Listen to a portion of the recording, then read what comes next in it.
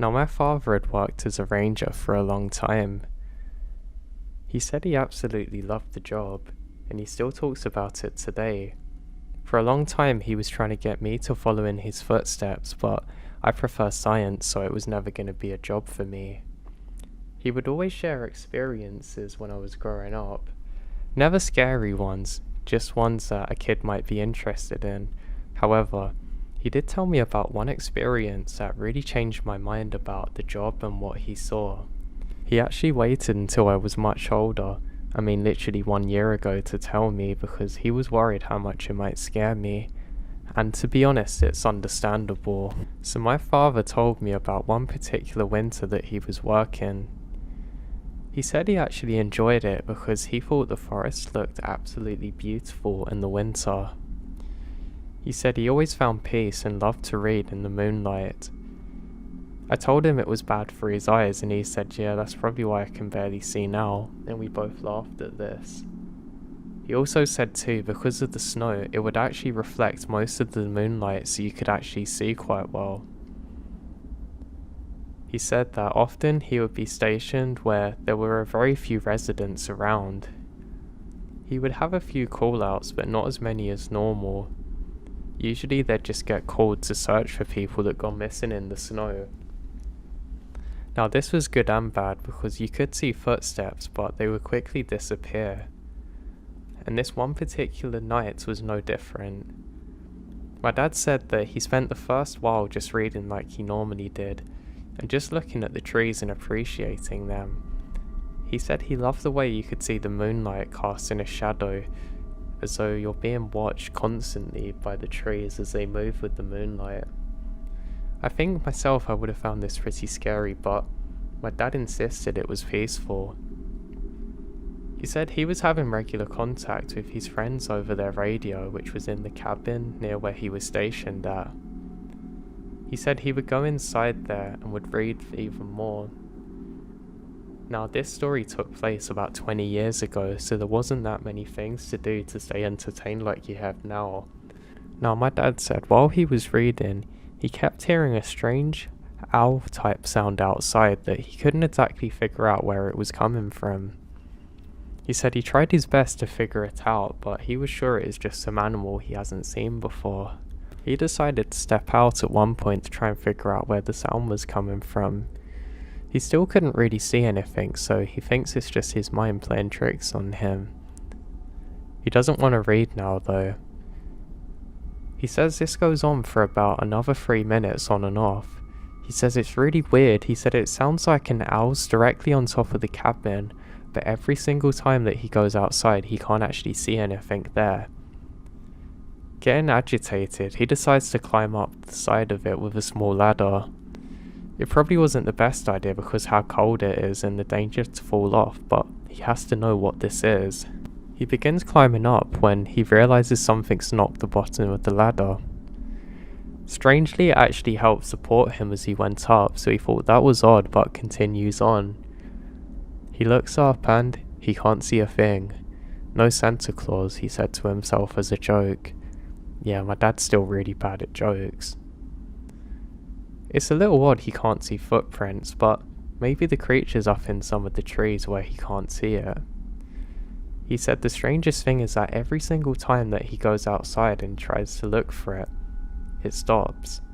Convinced it's an animal, he decides to go in again. My dad had a few things that were stressing him out in his personal life, and he doesn't really want to bother himself with any other added stresses, especially because he's already on job, and decides to not bother investigating regardless if he hears the sound or not. Fortunately, he didn't have to as he didn't hear it again. My dad has to do a quick patrol in the area, so heads out. He decides to bring his book just in case he has to stop anywhere for a little while. Now my dad says that he felt very peaceful when he stepped out. Nothing was off, and everything was very scenic.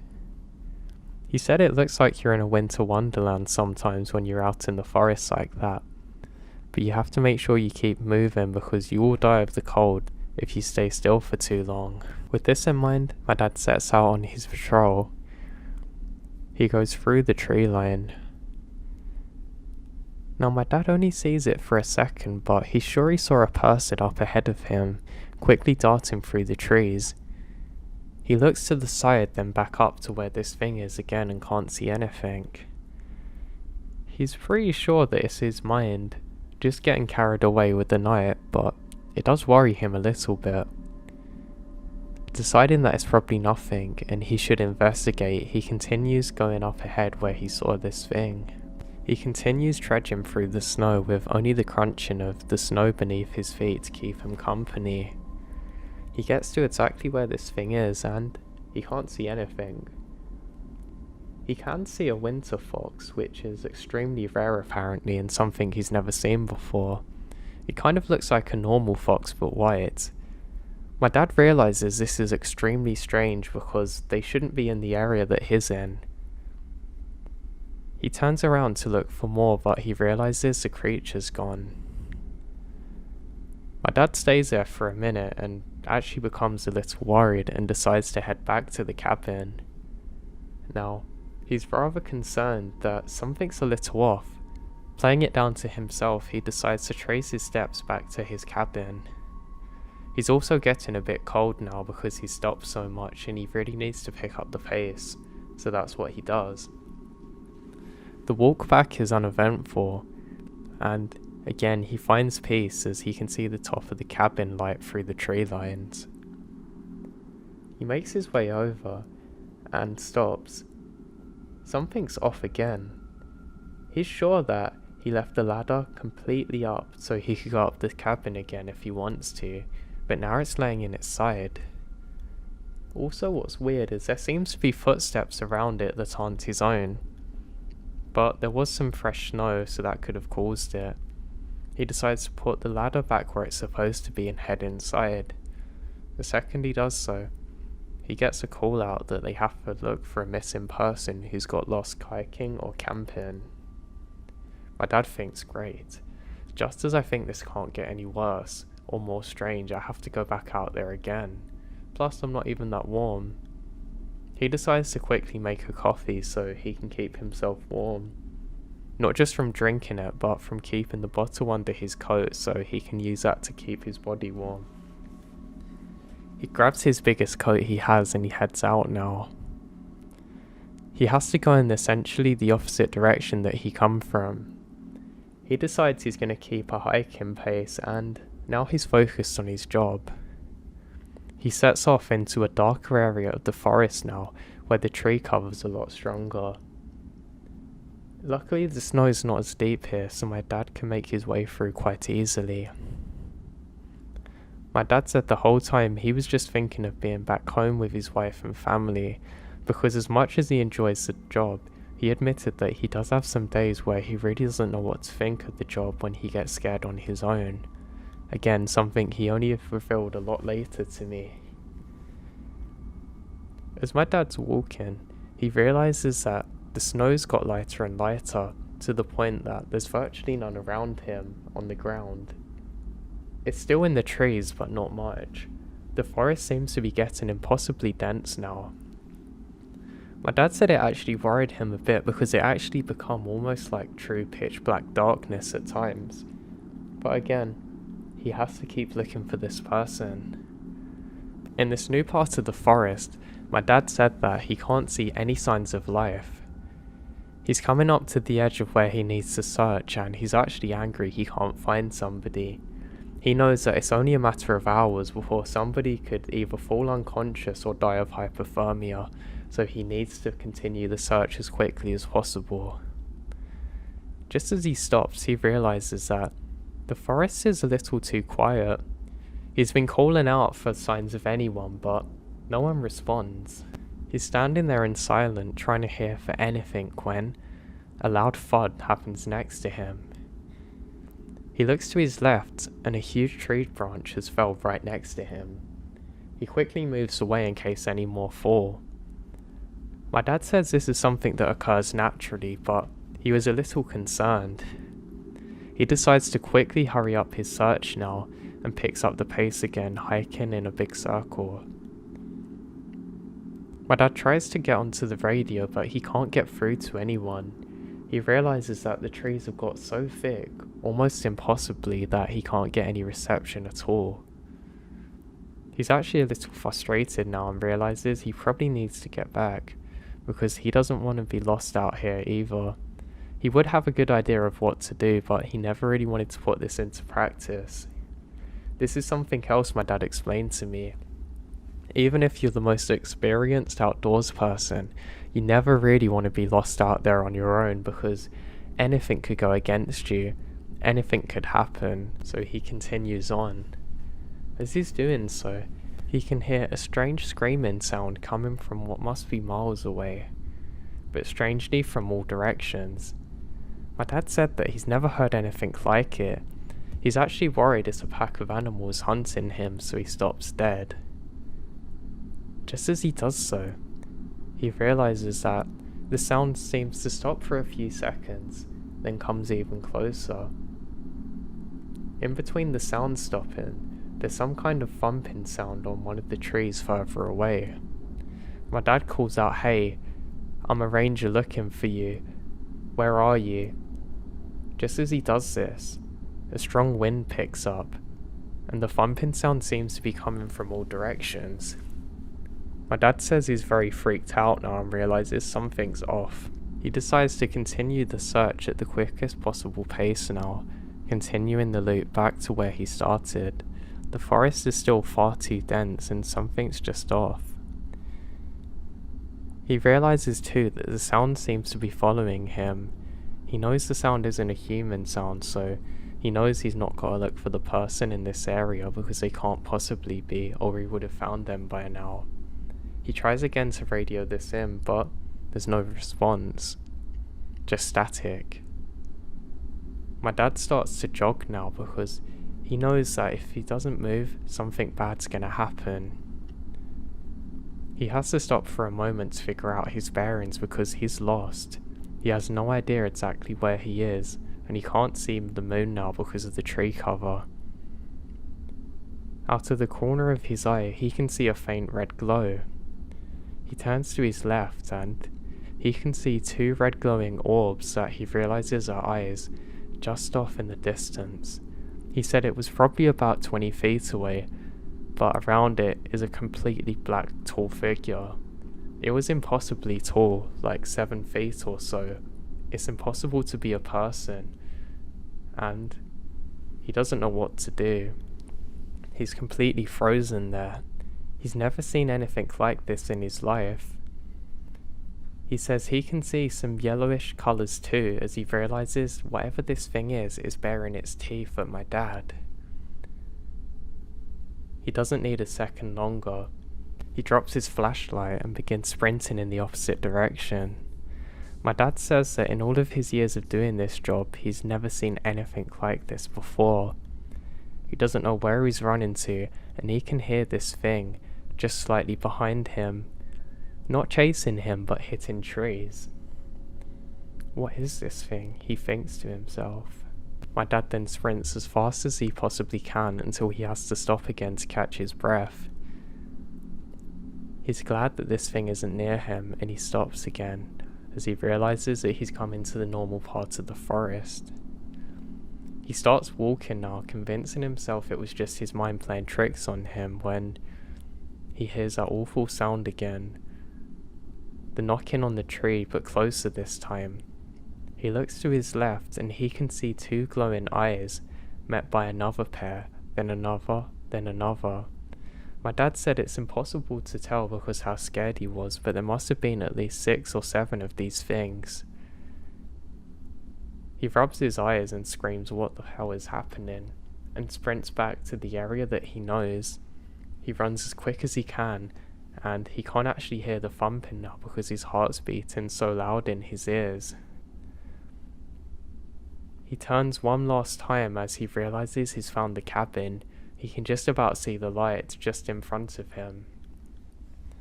He jogs over there, but he can't stop but look behind himself one more time. As he turns, he realizes just at the start of the dense tree line, all of the eyes are still watching him, until they all go to black. My dad continues until eventually he gets back into the cabin, quickly slamming the door behind him.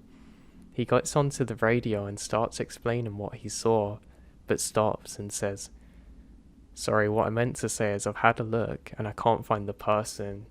They say no worries, we've just found him about an hour ago." My dad then looks at the clock and realizes that he's been out there for at least 4 hours. He says it's impossible because he was convinced that he was only out there searching for at least 30 minutes. But the time can't possibly be wrong. My dad said that he didn't get a wink of sleep that night. He still felt as though he had adrenaline in the morning and felt absolutely drained. Apparently when he come home, my mum said what was wrong with him and he looked as though he'd seen a ghost, but he refused to tell her what happened. He still did to this day. My dad doesn't know what to think of the experience and he actually moved us to another state after that. He never explained why to the family, only recently to me, and I don't know what to make of the experience. I know there's things out there that we don't understand. My dad was such an experienced ranger too, and everything else that happened in his career was so normal, but this one thing, it gives him and me nightmares to this day. I asked my dad what he thought it was and he said he doesn't know. It was just some kind of forest creature that was letting him know that he was in their territory and he should never have been. My dad doesn't understand too how the forest was so silent. There's always something you can hear, but everything didn't make sense in that moment. He's never found that part of the forest too where there was no snow on the ground and the trees were so dense. He's still not sure what to make of it. He doesn't like to think of it, and there's some dense parts of the forest that he'll never go to this day. Even though we're in a different state, he's that scared of it.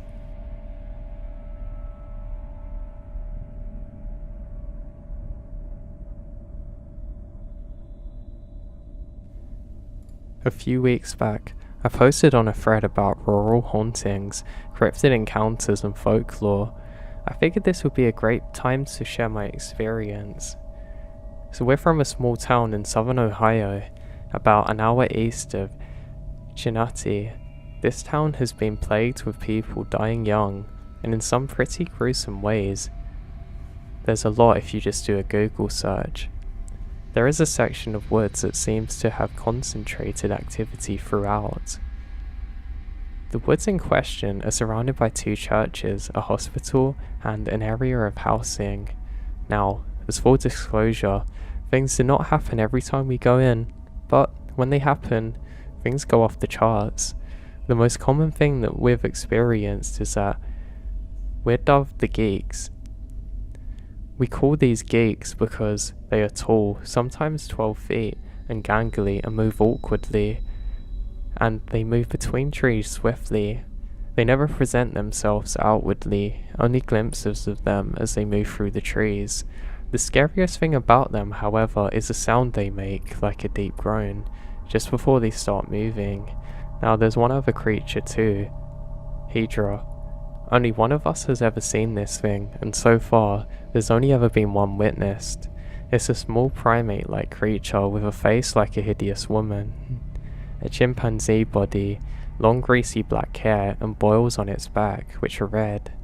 The member of our group that's encountered this thing refuses to tell us how it went.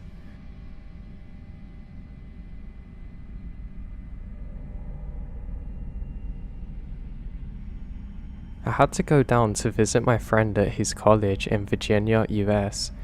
We had hung out on campus until like 3 AM and decided to go for a walk. We walked through along a path and wound up in some woods. My friend insisted that this was a shortcut back to campus. We entered the woods and walked for about a mile, only with our phone flashlights on. Just as we ceased at the hill, we see something. Originally, I thought it was a white owl sitting on a brand of a rotten wooden tree trunk. However, as we walk, my curiosity turns to horror as I discover this isn't an owl. About 20 yards away from us, a white face peeked around the tree. Its face looked as though it's made out of old bone. slightly yellow and cracked. Its shape was a mix of a human's and an elk's, or horse's. Its eyes were sunken into the back of its head. It really appears like they're made out of charcoal. Now, I've never seen anything like this. It had no mouth, no nose, and I stopped and tried to get a better look, but that's when it appeared just over the tree to be glaring at me. Its long arm pulled around as though it's trying to get a better look at us. Its fingers were long and thin like spider legs. It tilts its head and looks over to the other tree. I grab my friend's arm and we run. I've been searching for weeks to try and figure out what I saw, and the only thing I compare it to accurately is a wendigo.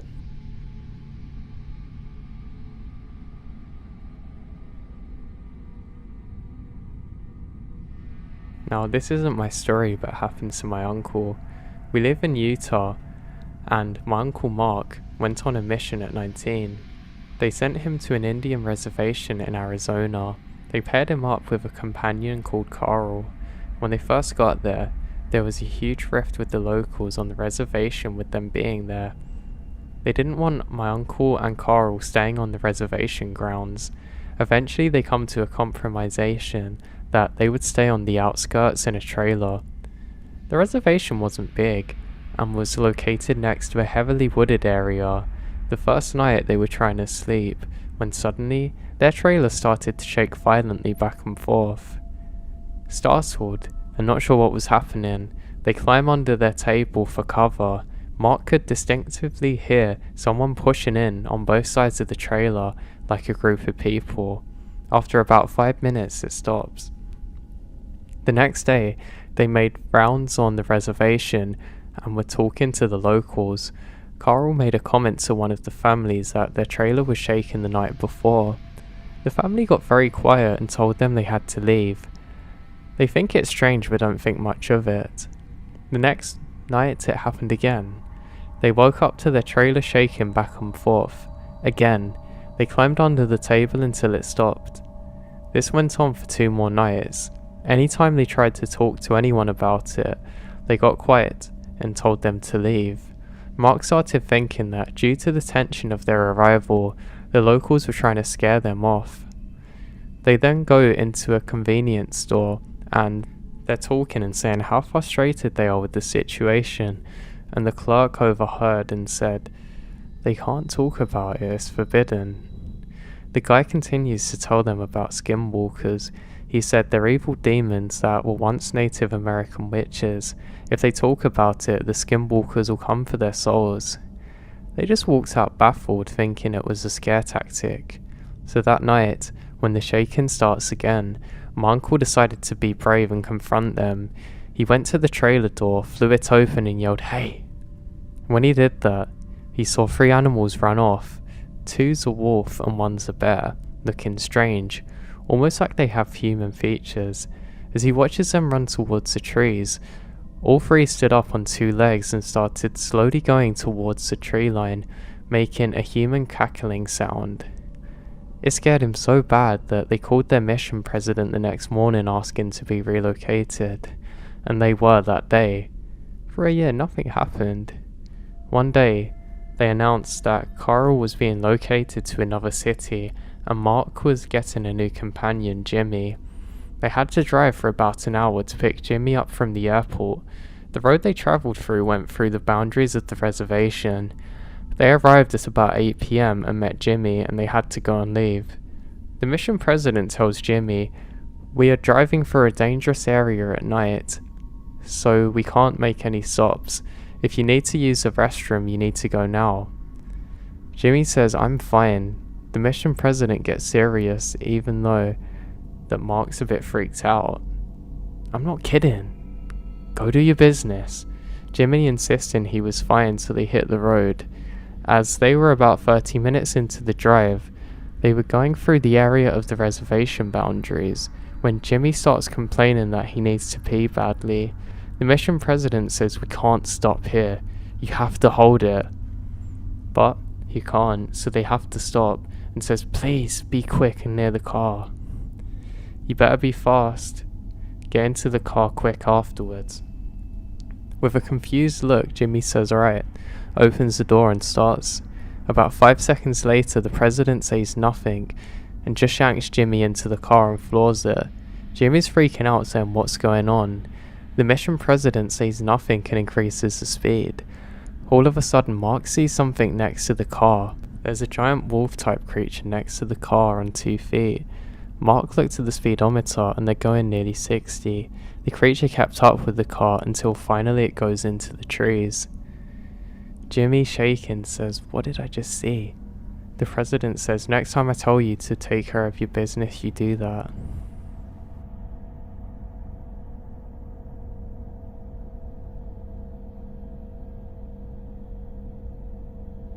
I wanted to start off by saying that I'm a 27-year-old and I've never experienced anything like this in my life, and I hope to never experience it again.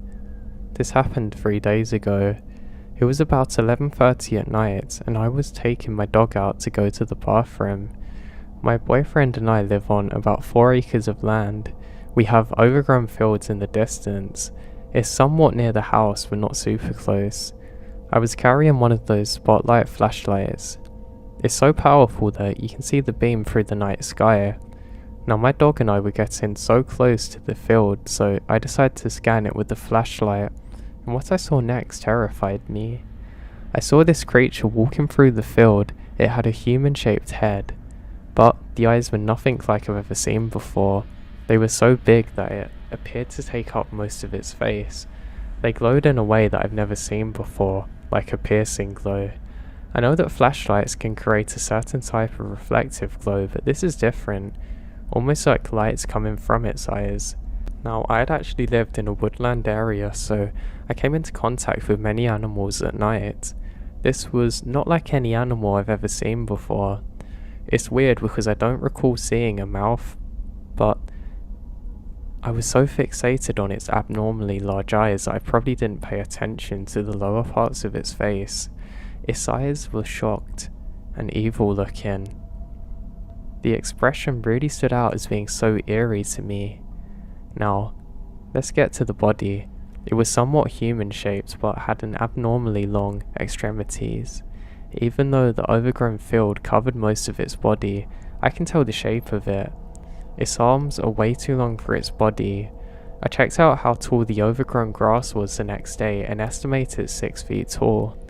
The way it walks terrifies me, and walking sideways while staring at me really scared me. I have to admit that I got really scared when I lowered the flashlight to the ground, but then I got enough nerve to raise it. It had made its way down the field a little more, but it was still walking sideways and staring at me. Needless to say, I took my dog inside after that and had a mini freak out. I've done a lot of searching online and still can't figure out what this thing was.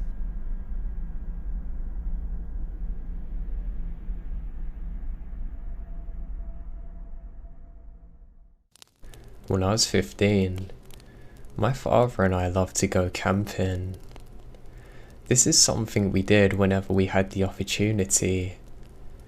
There was some really good forest around where we lived, full of life and sounds. Probably the most peaceful part, for my dad at least, was the sounds of the nature. It annoyed me, but my father loved it. It made a difference from the mechanical sounds of the job where he worked. So on one particular evening, we do some fishing. We're having a great time looking up at all the stars. The sun's just beginning to set, and you can just about see the northern star in the hemisphere. We decide to call it a night. Now while we're walking back to our camping site, my dad continually stops, not saying why. Now normally I just make fun of him, but I can see that he has his hand on his gun. I know something is wrong. I don't want to scare my dad and act as though I don't notice anything. Every time that we begin walking, we can hear a sound, louder than our own footsteps, that can't be identified as one specific thing. It's hard to describe, but almost like a deep thud, just beyond your range of hearing, but you can still notice it, if that makes sense. So anyway, we continue towards our camp when my dad suddenly shouts out, "Hey, you stop immediately, I have a gun." I ask my dad what's going on. He tells me to be quiet. He says you take one more step and this is your last warning. And with that, gunfire. There's a few moments of silence before my dad grabs my hand and tells me to run. I don't know what's going on and begin crying in fear. What's more strange is we run past our campsite. We run all the way back to where our car is and speed out of there. He tells me to never tell my mum what happened and that he'll explain one day. Now, as you can imagine, this is the most terrifying experience in my life. Eventually my dad did tell me. He said he thought we were being followed by a very large man, but he eventually caught a glimpse of something in the moonlight. Now it looks like a person, yes, but upon closer inspection, he can tell that it's definitely not a normal person. He describes it to me as a skinwalker. Now I don't know too much about them, just that they're to be avoided. He said that's when he pulled the trigger. He knows he landed a direct hit on it, or at least within an inch of this creature, and it didn't even move an inch. This is when he made us begin running.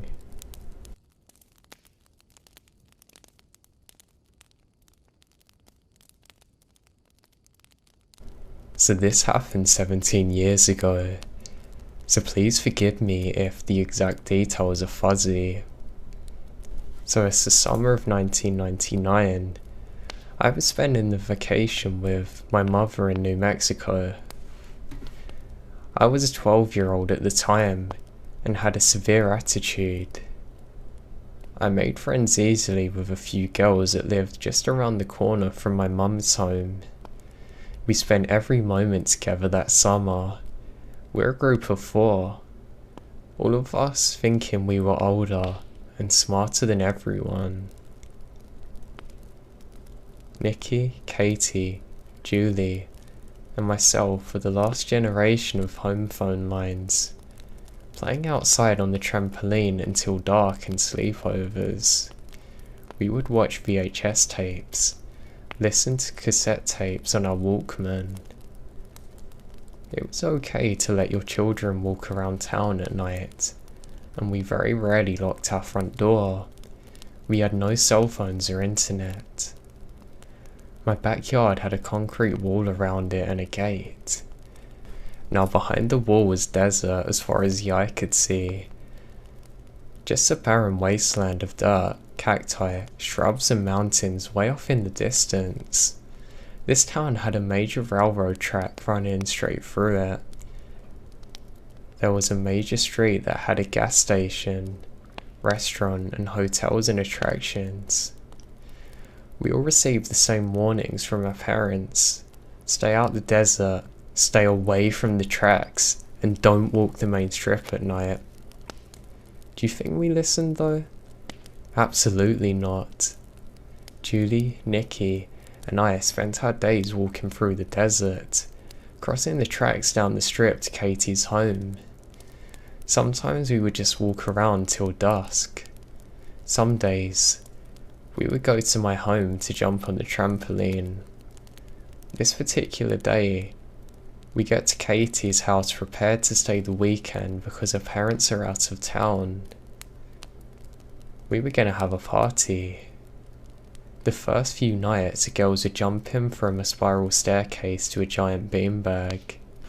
I refused to participate in this, due to my extreme fear of heights. When we got down to the sleepover business, so to say, and decided to watch the original Exorcist, you know, the one with Linda Blair, I didn't sleep. The second night, we all told our parents that Katie's mum was going to drive us to the movies. We all got money from the movies, then promptly walked down to the strip to get junk food. Now, I wish I could say that we're aware of the surroundings, but we're not. We were absolutely oblivious of the man who followed us all the way back to the home. I feel that I should mention that Katie's parents are loaded. They have a huge property with numerous buildings, broken down cars, that her dad was remodeling. Their house had a large open kitchen and dining and living room. There were no walls and the whole room was lined with windows. There were 2 doors front and back. The day was just as planned. We get our junk food and make it home safely. We made pizza in the oven, and for some reason, one of the girls turns on the news. As we're eating, we hear a story about staying inside because there's a report of a suspicious man walking on the strip. That's it, suspicious man. We laugh and joke about it.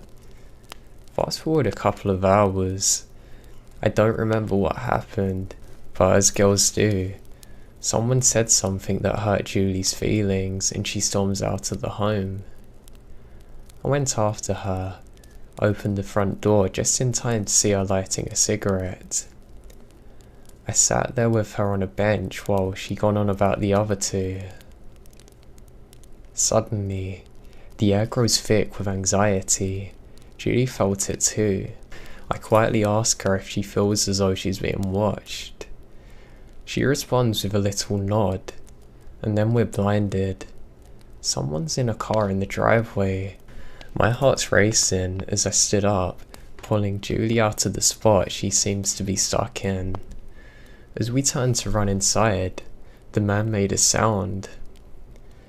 I can't describe this sound other than a high-pitched squeal that turned into a growl. I was scared beyond all reason, but somehow I'm able to get myself and Julie inside. The moment we're inside, the headlights go off. It's pitch black again. I lock the door and turn off the light.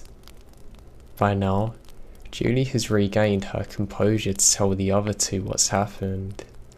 As I frantically check the back door and turn every light off, I tell them to be quiet and listen by the back door. I heard the car door close. I was praying to every god that he would go away. Then, right by my cheek, the door handle started to turn slowly, now frantically. I crawl away from the door. I now move over to where my friends are. For the next 2 or 3 hours, we sat still, listening to this man bang on every window or door trying to get inside. The phone was located across the room right next to the 2 windows. I finally got up, gathering the courage to run to the phone. I call my mum. I tell her that we're all alone and someone's trying to breach the house. I hung up with her and waited. Julie screamed to the man that we called the cops, and all of a sudden, the banging stops. We sat there listening to him getting in his car. Then, the sound starts again, that turned into a growl. He's gone now. My mum and stepdad then show up, checking out the place. They found tire tracks and cigarette butts in the driveway. Whoever this was had been watching us for a while. The truly scary part is all the scratch marks on the windows and doors. Clearly not possible for a human to make. This is why I know it was a skinwalker. Needless to say, Katie spent the rest of the weekend at Nikki's house and had a great story for her parents, which of course they didn't believe. Even to this day, I'm certain this was something supernatural and not a normal person. I just hope they never come back to me.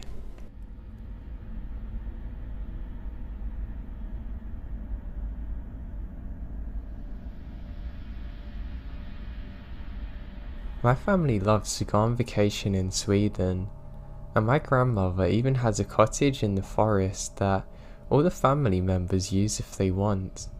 A couple of years ago when I was 20, I was on vacation there with my mum and grandma sometime in autumn for about 10 days. This is a Swedish backwoods. We go there to unwind, to enjoy nature and take a rest from civilization, hiking, canoeing, and looking for stuff, sitting around the campfire, and just them sorts of things. It's not completely isolated. You can find some villages and fields here and there. It's definitely very rural though, so you don't have much of a chance of encountering other people. Now, I've always liked to go exploring on my own, finding out the new paths through the woods, fixing our old maps to reflect the landscape better. The maps you can buy of this area haven't been updated for years, and many paths don't even exist anymore due to overgrowth. What I also like to do is explore old abandoned buildings, and rural Sweden's great for this. Back in the 1800s, Swedish people in the countryside were dirt poor and starving, so many moved to the New World for a better life. You can still find the foundations of farmhouses, even foundations of entire villages in the woods, sometimes with rusted 100-plus-year-old farm equipment. Also, like so many countries, Sweden has an issue with rural exodus nowadays, with middle-aged and young people moving away to cities. Old people stay out there until they die, and no one buys their houses until they're literally just sitting there abandoned. This means a lot, so you can find many empty houses in the forest, and I just love exploring them. Most of them have already been looted, presumably by hunters, loggers or hikers, but sometimes you can find interesting things.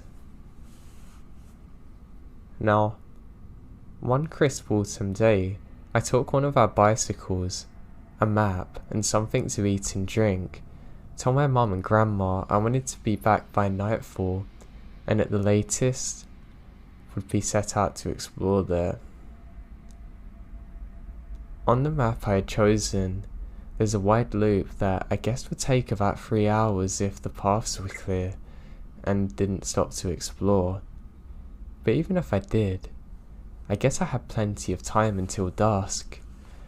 I had a lot of fun at first, driving the mountain bike down smaller and smaller forest paths, finding foundations of old buildings and some root cellars that were still intact and some mushrooms. I have some problems with the map though. Like I said, many paths that are still on the map don't exist anymore, so I had to turn back a few times, but mostly I had a pretty good idea of where I was. Of course, that made it all take longer than I anticipated, and when I reached the furthest point of the loop and turned into a path that according to the map would take me back and add an hour, the sun's already setting now. At this point, I'm already feeling a bit uneasy, I have to admit, because of my bad time management and because I was worried that I could trust the map even less than I thought. And shortly before turning onto the path, I found some traps in the woods that kinda creeped me out. 3 big cages, each with a platform in the middle that was connected to a steel door in front. On those platforms were some kind of animal remains, rotted black things with bones sticking out, etc. But it hadn't been touched, I guess, since the doors were still open. I had taken a stick and deactivated the traps by pushing onto the platforms through the cage bars. When the doors had snapped shut, it was so loud that I flinched. Now, as clumsily as I was cycling along on the uneven ground, I realised the sun's setting. I had this uncomfortable feeling that everything around me was sort of aware, if that makes sense. It wasn't the feeling of being watched, not quite yet. It just felt like I had to try and be quiet now, somehow. After a while, I came upon a crossroad in a more open area where I was supposed to follow the path straight. The trees were not so high here, and I guessed it had just been one of the clearings created by a severe storm years ago. At that crossroad was a tiny wooden building, somewhere between a shed and a cabin. I had originally set out to find abandoned houses so far, and I've only seen a couple of foundations. So even though at this point I should have turned back, curiosity gets the better of me. I want to check if this was locked and if I could take a peek inside. It's not locked, but the door was kind of stuck in the frame for a moment until I could tear it loose. Inside the cabin was a cot, a tiny oven, a mass of taxidermy animals that I've never seen before. They've even taxidermy animals on the cot and on the oven, now to the walls and ceiling, and the entire inside of the cabin, every inch of it's covered in a layer of black mold. It was so much that some of the animals were there and you couldn't really tell what they were anymore, only guess from the shape.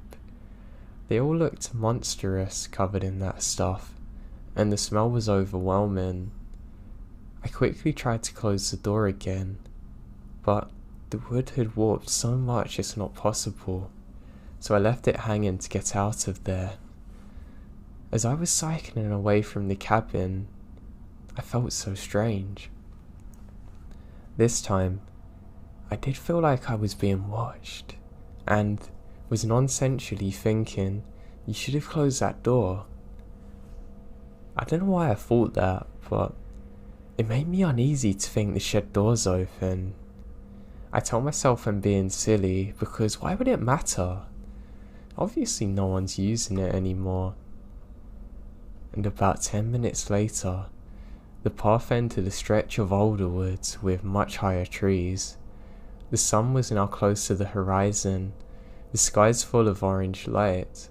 Under the fir trees, it was already getting very dark. I checked my phone to tell my mum that I'm maybe gonna be late, but there's no reception. A couple more minutes into the dark forest and the path disappeared. At this point, I have two options. Try and push through with my bike until I met a logging road that was hopefully on the other side of that stretch of woods and it can take me back, or return, go past the mold shed again and try go back the other way. Basically, the second option was not an option for me. As I already said, I kind of had to zigzag and improvise even to come this far, because the map's wrong in every place seemingly. Going all the way back is a perfect way to get lost out there in the dark. But also, I really don't want to go past the shed again. And now I have a sudden aversion to look behind me. As dusk was creeping through the forest, I was getting really paranoid at this point. The uneasy feeling crystallized into the idea that I've disturbed something there. Because I've left the door open, it's following me. I know it's stupid, but I can't shake the feeling. Going back past the shed, past those traps, and then through the ruins of that old village, past the open mouths of the root cellars in the dark, getting lost in there with the feeling of something possibly on my trail. No way I'm going back. You might even get lost trying to go through the woods in front of me. And I would have to push, maybe even carry my bike. For the woods don't seem to stretch too far in front of me, only left and right, so it seemed like the better option. I was just hoping at this point the supposed logging road on the other side's still there. After tearing through some barbels for a bit, I found what I guess might be the remnants of the old path, because the ground was sort of lower there, and I tried to follow that until I come upon another set of ruins. The foundations of some farmhouse presumably. Behind that, the ground slopes down into a marshy area, with birches that seem very white in the gloom under the trees. At this point, I stopped to listen. I still don't want to turn around. I couldn't hear anything, but the feeling of being watched, being alone, only increases at this point, and I felt like something was coming for me.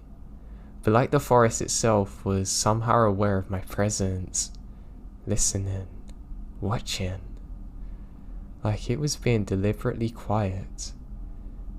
I was feeling so scared that I didn't even try and talk myself out of the feeling anymore. I just accept it as what I'm dealing with now. I had some leftover food in my backpack, half a sandwich and some sesame snacks. And then, the mushrooms I found earlier. I took it all out, laying it on a stone, on one of the walls that surrounds the ruins. I then said something along the lines of, "Please let me go, I'm really sorry. I won't come back here again. I just want to go home, please. I'm sorry." Or something along the lines of that. And after that, I grabbed my bike and went down into the swamp, still looking back only partially. Luckily, it turned out it wasn't a large swamp or anything. Really just a wet patch for about 200 meters until the ground sloped downwards again, then upwards. Still, it took a while because of the bike to get out of and really hurt my calves. And I can't really see anymore and was constantly stepping into puddles getting stuck. When I emerged on the other side, I was absolutely soaked in sweat, and my heart is absolutely pounding. And then, wouldn't you know it, the trees opened up, and there it is, the logging road. I could have cried with joy and relief in that moment. I stepped onto the road and turned to look behind me, but I can't even see the swamp through the trees now. It's almost pitch black there, but luckily there's some moonlight, and the light on the bike also worked. I climb on my bike, pedaling home as quick as I can. About half an hour later, I even had some cell phone reception for a moment, so I can call my mum and tell her what happened. Well, I told her I got lost. I didn't want her to know that I worked myself into a panic and got into a dangerous situation, that I had a horrible feeling I couldn't shake of being followed. By the time I arrived to our own cabin, I'm completely exhausted and overwhelmed by what's just happened. It's honestly almost putting me into a state of shock thinking of it. I have no idea what was out there, following me or watching me. I don't know why there were so many taxidermy animals in there and it was full of moss and mould. I can't believe something was out there stalking me in the darkness for God knows how long. I've never had a feeling like it in my entire time out in the wilderness since, or before then. It still gives me nightmares to this day.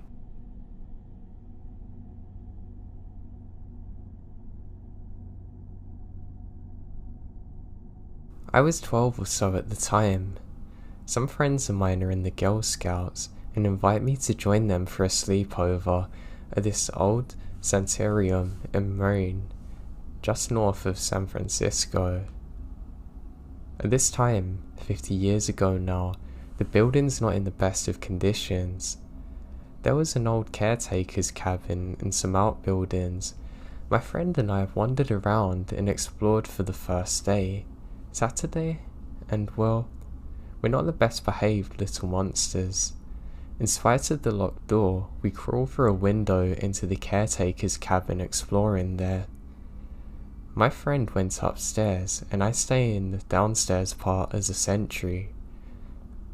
Already nervous, I was even more jumpy when I heard someone coming down the stairs, but it wasn't my friend. There was no one there, at least I can see. Now fast forward to one evening. In an attempt to go to sleep, we're overtaken by giggles. Now, one of the counsellors separated us so the others can sleep. I was placed in bed in this little sunroom thing.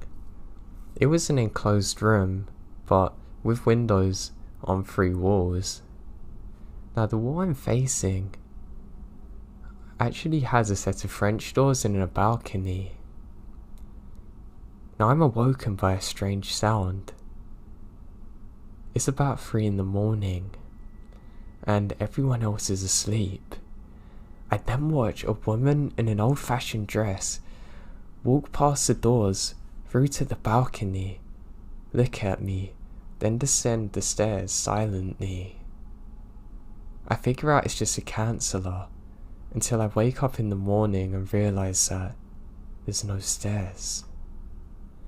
We explored every acre of that place and never found any signs of where she could have went. And none of the counsellors were up at that time either.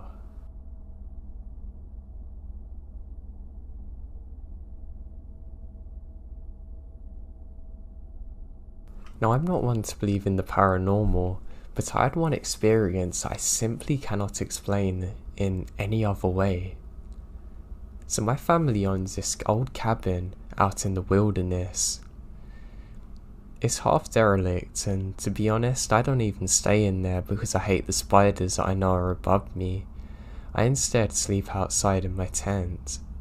And one night, I'm doing exactly that, thinking, wow, I'm glad I'm in here, not in there with all them spiders and the real danger. At that very moment, I can hear a piano in the background. I think my phone's on, so I go and check it, but it's on charge and there's no sound coming from it. I unzip the tent and I can see a torch and a white piano. I've rubbed my eyes because this makes literally no sense to me, and this is where the sound's coming from. I pull out my binoculars and sure enough, there's a piano with a torch next to it, and sound coming from it. Hell nah, I think to myself. I look around for people and see no one. I go inside the tent again, going to get my rifle because I'm very scared now. Just as I come into the tent, the sound stops. I come out of the tent and it's gone. Only the torch remains, so it's been knocked over. My dog is absolutely terrified at this point too, so I know something's up. I grab my stuff near my tent and just get the hell out of there with my dog. I've never been back there since, and I still have no logical explanation for this whatsoever. I really wish I had a reasonable answer, but I have none, and I've never seen anything like it.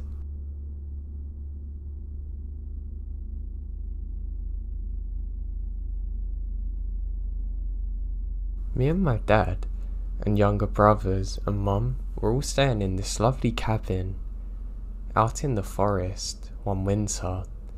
It was close to Christmas time, and we love staying out there. We're a wilderness family, and my dad's big on hunting, so this was a great time for us, and I have a lot of my most fond memories here. Now one night we're staying in the cabin, and my mum just can't sleep.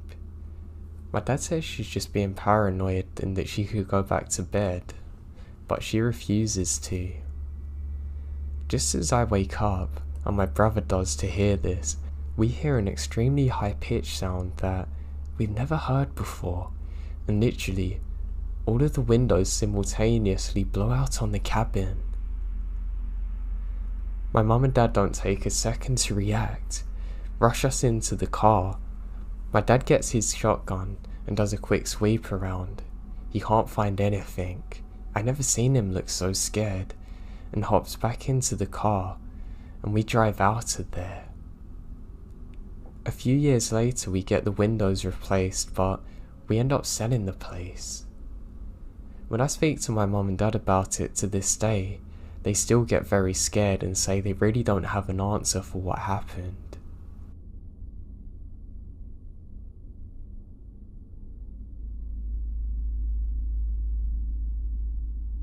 When I was younger, I used to love go exploring the woods and forest with my friend. Now, we used to have to lie about what we were actually doing, because there's no way in hell that any parents in their right minds are gonna let their kids do this. But we were lying and did so anyway. Now we set off like normal one day, and it began to rain heavily. I already slipped on a rock and ended up twisting my ankle, so I wanted to go home. However, my friend, James, wanted to stay out later. I was hesitant but said fine because I had nothing better to get on with. So we're going about exploring when we realise how dark it's getting. Not to worry, we have flashlights. We shine our lights around and hit a dark object. We both focus our lights simultaneously and hey, it's a cabin. It's a really old looking one too. We both look at each other and smile, really excited to go and explore in there. My friend James says as a joke, last one to get there is a loser, and jogs off, and what happens no less than 4 seconds later? Twist his ankle like me. He's in some pain, but I literally cannot stop laughing. I still think it's one of the funniest things I've ever seen. I eventually catch up with him and say we've really got to get heading home now, but not before we explore in here. As we're doing so, I get this horrible feeling like we're being watched. Something just feels off and I don't know what it is. I get worried maybe an animal's in there, so decide to throw a log in. As I do so, I hear an extremely loud thump sound and snap.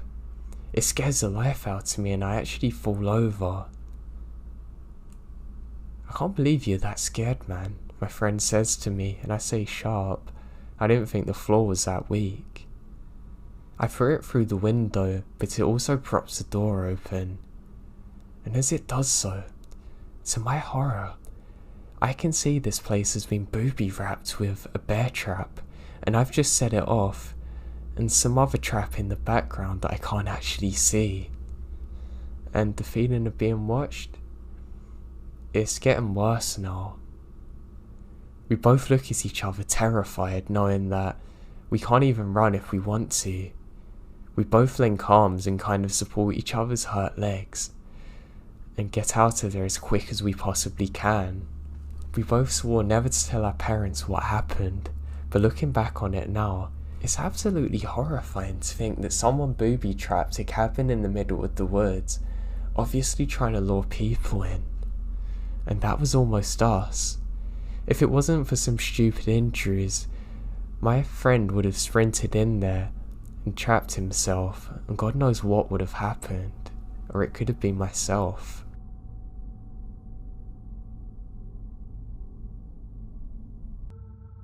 I worked as a park ranger for a long time, and still do. Now something happened to me when I was off duty one day that I can't really explain. I was doing a long road trip to go and visit some family out of state. It basically meant I'd be driving for a good few days, and luckily to keep me company I had my lovely Labrador. I absolutely loved this dog, well I still do. She was really my friend away from home, and my friend at home, so I was happy to have my dog there with me. It also meant that along the way we could stop and go for really nice walks in the forest and whatnot. Now about halfway during the trip, I decided that I would stop off in another national park. I actually didn't cover this area as I was quite a long way from where I was stationed, but I was just really excited to be out there. I took my dog, grabbed the lead and we head out, and I had lots of water with me, remembering that my dog could get dehydrated really easily. So we go for a nice 10-minute walk and eventually stop by a lake. I have to stop my dog jumping and going for a swim, which is really funny because honestly it's like a bat out of hell trying to get to the lake, but I don't know what's in the water, and I don't really have a good way to dry my dog, so I decide not to. We go back to my car and we continue onwards once again. It's starting to get quite dark and I'm actually feeling really tired suddenly. You know, like you can sometimes randomly just out of nowhere when there's no reason for it.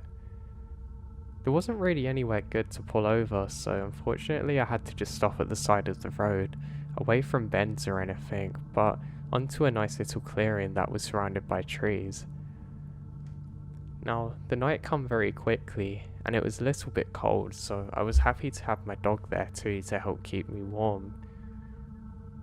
I'm just laying there thinking about the things that I'm gonna do when I get back to my family, and I suddenly hear a very loud thud sound.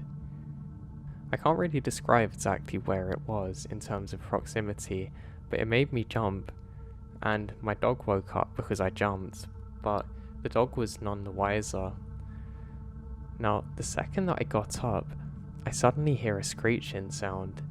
It's enough to make me freeze in place, and then another. Now this is literally like a Banshee screech. It starts out in front of the car, then behind it, then to the left and right, sounding like it's coming from the forest. My dog is absolutely terrified, whimpering next to me, making a strange, scared sound that I've never heard it make before. Now, I'm absolutely frozen with fear. I look around desperately trying to look for the source of the noise, but I can't see anything. I grab a flashlight, quickly piercing it through the inky black tree line, and again I see nothing. And just like it started, it stopped. I can't hear it whatsoever. I quickly grab my dog, we get back into the driving seat, and I floor it out of there. I ended up driving through the night and stopping early outside of my relative's house, deciding to sleep in the car there. The next morning, I decided not to tell anyone about what had happened because I thought they wouldn't believe me or would think that I'd gone insane, but even my dog still seemed a little shook up for the next couple of days. I have no idea what could have possibly made that sound or why it was in all directions. I would usually think that, I was probably just delirious from sleep, but no, my dog heard it too and was equally as paranoid and terrified as I was. I want to know what made that sound.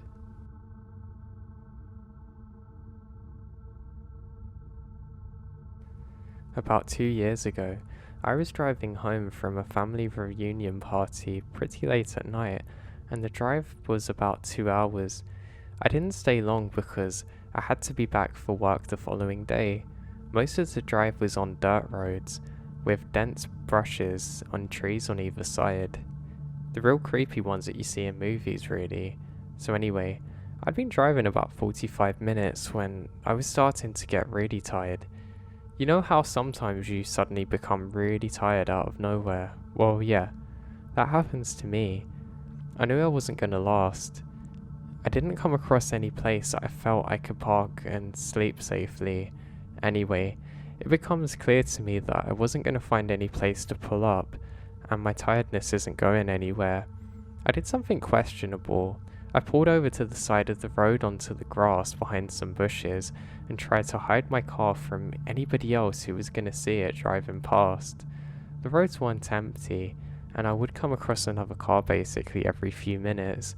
I made a mental note that the time is 11:22, and then I sleep. Sometime later, I'm awoken by a scratching sound. I looked at the clock, 11:50. The sound then stops for a few seconds, and because I was still extremely tired, I didn't bother looking around and simply fall asleep again. I was later woken by the same sound. It's now 12:40. This time, I was really freaked out because the sound doesn't stop. The thought ran across my mind that it was an animal inspecting my car, but why wouldn't it stop? It's been an hour. I look in the rearview mirror and just managed to catch a glimpse of something as it ran into the forest. Now, at this time, I thought it was the damn hook killer. You know, the one that basically scratches on the couple's car, then slaughters the guy who gone out to investigate. Nah, not me, I thought to myself, so I got the heck out of there. There was a bend no more than 100 yards up the road, and as I come around it, there's a car parked right off the side of the road with the door open.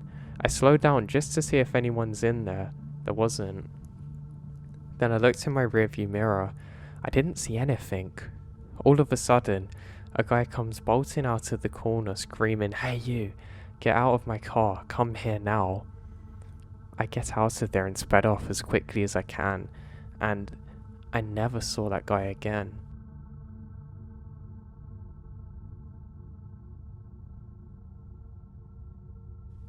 To paint a picture, our stand was near the bottom left of this acre of land, and we have 2 acres visible, our right in front of us and another to our right, which was mostly visible from the tree stand.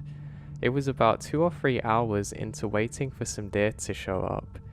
We had heard a lot of different animals like turkeys, foxes, and all kinds of birds, and lots of squirrels. It's very exciting for me. Eventually, at the opposite end of the acre, a small deer comes out of the tree line. I had my gun ready, but my uncle signals to me to let it go. He later explained that it would be an extremely hard shot even for him, and also the deer was small. So, I just watched this cute deer march away. It leaves with its tail wagging. Now my uncle and I shared a smile. I was so surprised that our tree stand really worked. And bam, out of nowhere, a bear lunges from the brush and absolutely annihilates the deer, dead instantly, and pulls it back into the brush. All that motion and power took less than 3 seconds. I was in absolute awe. Even replaying it in my head now, I still think to myself, what the heck? I was shocked and terrified while also simultaneously being amazed and excited. My uncle, though, had the classic look of fear, probably because I was so young and was there with him, but it was jarring regardless. Not only are bears extremely rare in my area, but the fact it was huge and was patrolling around or hiding unseen and unheard to either of us was just insane. I think about 30 minutes later, my uncle decided it's time for us to leave. We got down and packed up our gear into the bed of his truck. He starts it up and I'm walking around the backside taking my time. Stretched out and let that sun hit my face and cool air in my lungs. I don't remember exactly why, but my eyes are fixated on one area.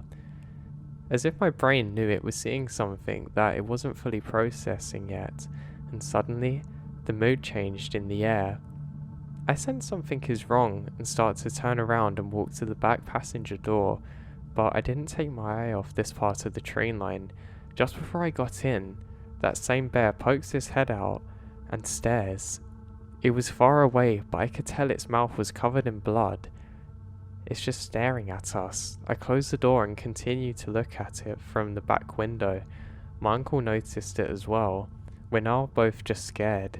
I've never seen anything like it before or since, but it was a really good lesson in trusting to understand that your instincts can be right.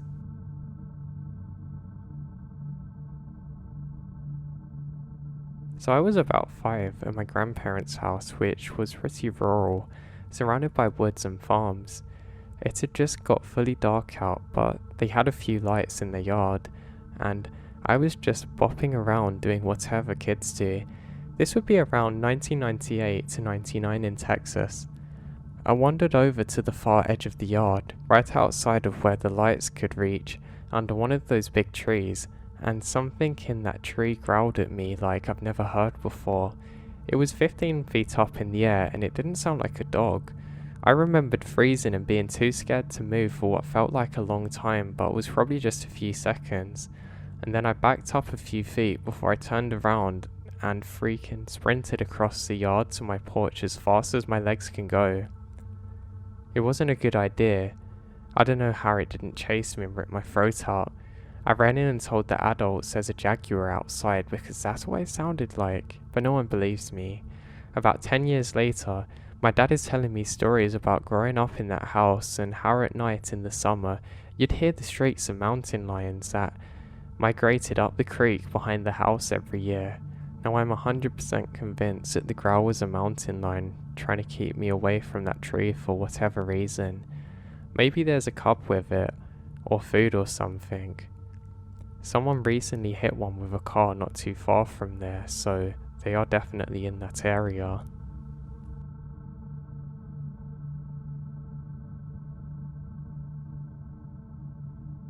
So, a buddy and I went hunting over a long weekend a few years ago.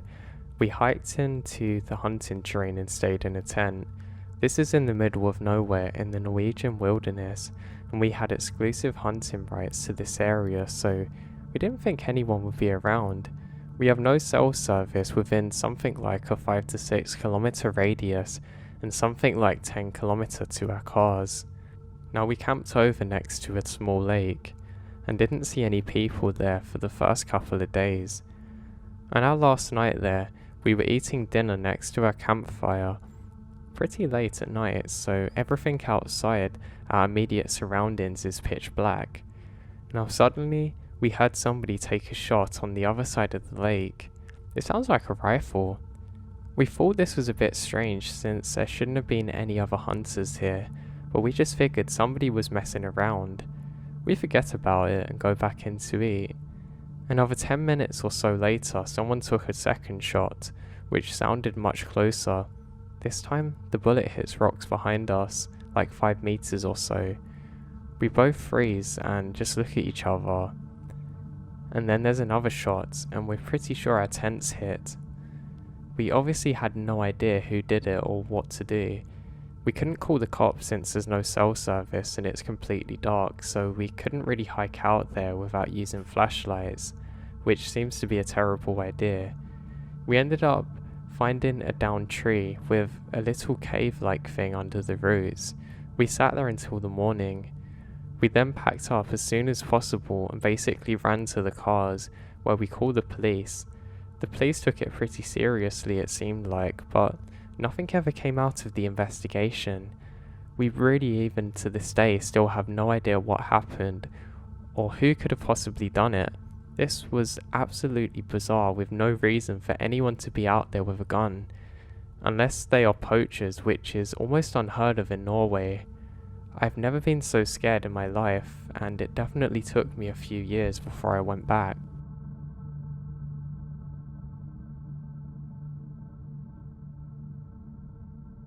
Now I was pig hunting in the bush in NSW in Australia. Me and my mate were stalking 2 pigs merrily, degrading a riverbank. Anyway, we make our way downwind and are totally still, and about 30 meters away in the brush, about to take our shots with a 308s, the 2 pigs absolutely bolt away. We literally just stand up and shake our heads, having no clue what scared them like that. I've never seen a pig go from 0 to full flight without at least hearing a gunshot. Anyway, we were pretty annoyed and decided to pack it in.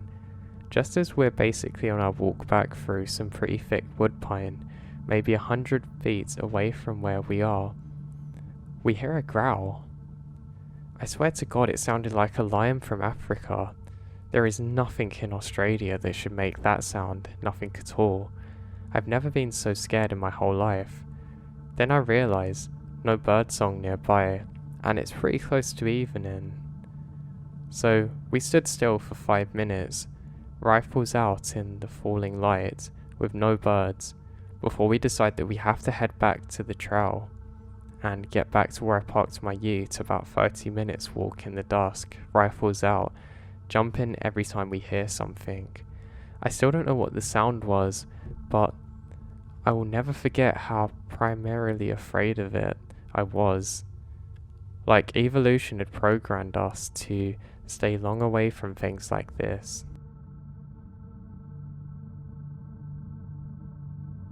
I'd been out all day since about 3 AM and was heading back to the truck.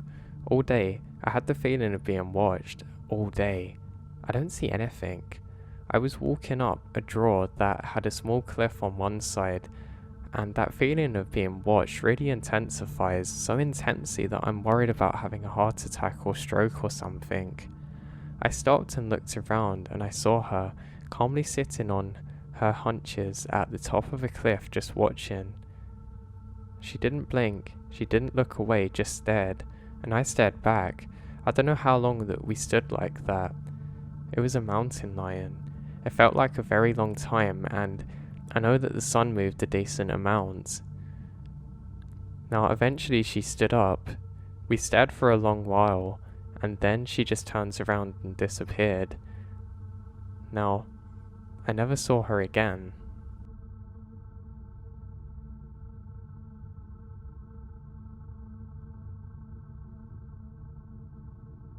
I was out hunting and heard somebody screaming in the woods. At first I thought it was an auntie trying to scare game away. As I listened closer, I could hear it was help. Went towards the sound and found a first-time hunter who was lost. He's in total panic, red in the face and all sweaty, still yelling even though I was standing next to him trying to calm him down. This is in early December, about 3 in the afternoon. It gets dark at about 5 at this time of year. It was cold and snowing. His phone died. He had no flashlight, no way to start a fire, thermal blanket, map, compass, food, water, nothing. The scary part is thinking what would have happened if I didn't hear him. I walked him a couple of miles to the nearest road and he used my phone to get a call to go and get a pickup.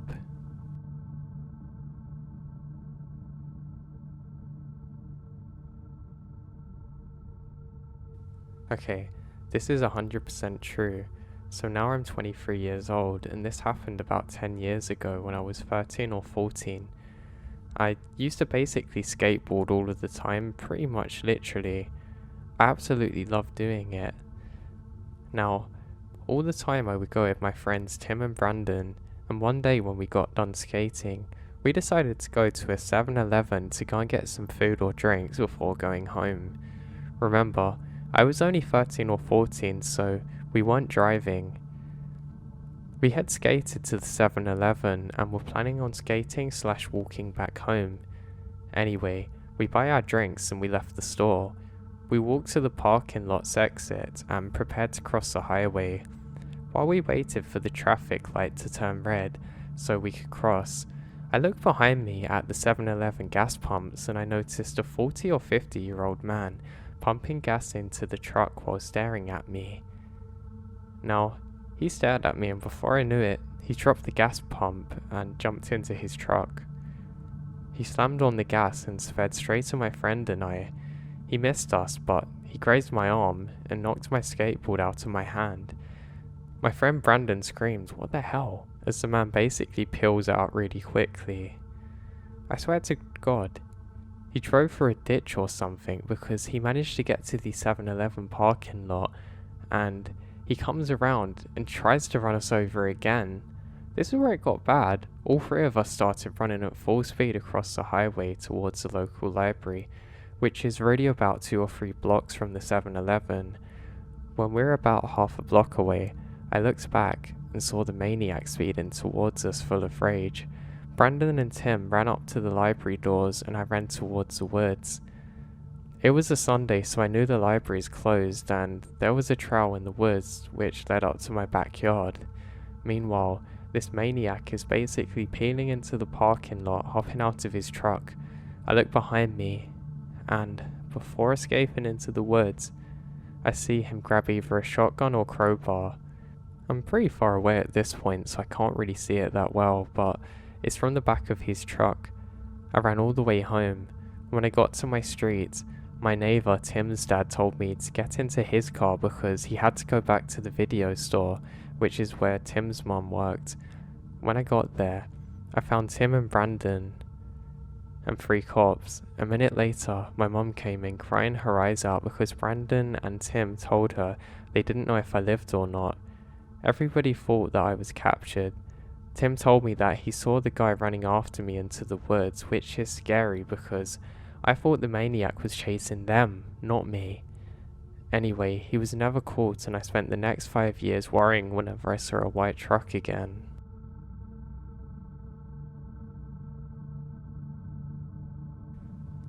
So north of Atlanta deer hunting, I headed to WMA in northern Georgia. I only had a short time to scout the area, but I had a basic, inexperienced plan to go in early and follow a game trail to where it looked like it crossed a river. My plan was to sit quietly until the early morning deer began to move. I arrived at around 4 AM and got my basic gear loaded and began my hike to the game trail with no light except a headlamp. When I got to where a few gem trails converged near the river crossing, I looked for cover and found an old rocky foundation and some kind of sketchy rocks and brush put together, but it was enough to provide ample cover. I set up inside and roughly formed an area provided by the rock and vegetation where I can set up nice. After about 90 minutes, it was legal hunting hours. I continued to wait, but as the daylight got brighter, I noticed a lot of things around me. I was working as a lineman at the time, and I noticed the yellow tape tapered down on the ground in a few places. The area was very wet, and the yellow tape is covered in dirt and mud. It was similar to the tape that we use to keep people out of hazardous areas and off our trails when they're in use. I noticed the remnants of paint on the ground, nearly missing lines, similar to what was left when underground utility locates were painted weeks ago. About 7:45 AM, I hadn't seen a single sign of deer movement, so I decided to move a bit further in. As I get up, I realized I was sitting in what appeared to be a small stone area built as a hut or fort or cabin of some kind. The ground had a thin slab and the stone was piled up marking walls. Some were knocked down ages ago, but some were in decent shape. I walked up to the road that was about 100 feet from where I was sitting. When I got to the road, I saw a display of colourful objects. I walked over and it was a 3-foot by 4-foot tall pile-wide area of stuffed animals. It had been raining all week, and so these were soaking wet, covered with splashes of dirt and whatnot, looking very nice. Affixed to a tree above the stuffed animals was a barely legible sign that was streaking in the rain. It was a memorial of somebody who had been murdered in these woods. My mind raced as I realized the tape on the ground was a police line, and the paint was likely designated to where the body may have been recovered. I was kneeling in the exact location of a murder scene, or at least where a body was recovered. Hunting was over for the day, and I literally had random shivers for hours.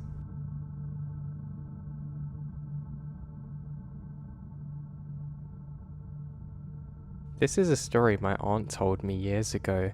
My auntie and her family lived in a very rural area and backwoods part of Lincoln County, West Virginia. She said that her father would go fox hunting periodically. He and other men would travel up into the mountains to their camp. There, they would let their dogs run and chase foxes and spend the evening talking about different things and telling stories to themselves. My aunt had siblings, many siblings, which isn't really uncommon back in the 1950s backwoods, WV. Now, her mother decided that she would walk with several of her youngest children up to her husband's, my aunt's father's camp. My aunt was one of the party. She said that they walked a long way back up onto the mountain and spent a few hours relaxing and spending time with her dad. The group had such a nice time there that they didn't realize that it had gotten so late. My aunt's father gave his wife a lantern in order for her kids to be able to see on their long journey down the mountain. As the group left, the lights from Fox Hunter's camp eventually faded out of sight as they walked down on the mountain, Her mother notices a small ball of light about the size of a softball coming down the mountain behind them. Thinking it was her husband needing something, she and the children stopped on the trail to wait. As they stood there, the light slowly made its way down the path and into better view. My aunt said that the closer it got, they could see that it wasn't a lantern, but a ball of light floating about 3 feet from the ground. She said once her mother realized this, she put the children in front of her and told them to run as quick as they can down the old trail that was cut into the mountain. My aunt told me that they ran as fast as they could down the hill. She said that the faster they run, the faster the ball of light went. My aunt said that they finally got to their home and ran inside and locked the door. According to my aunt, they're all terrified and finally got the courage to go look out the window, and they can't see anything.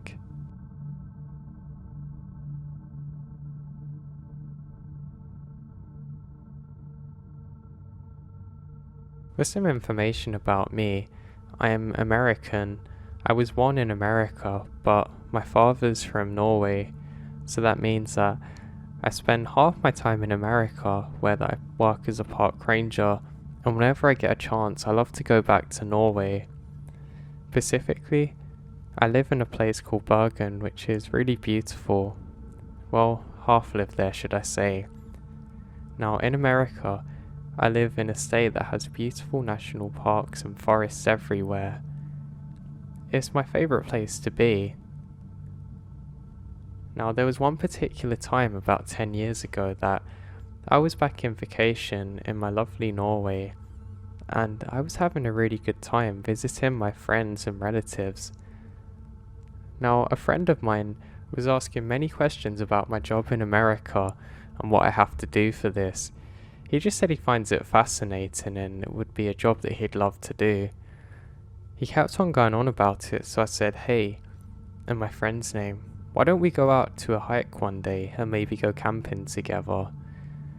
He absolutely loved the idea and jumped up for it.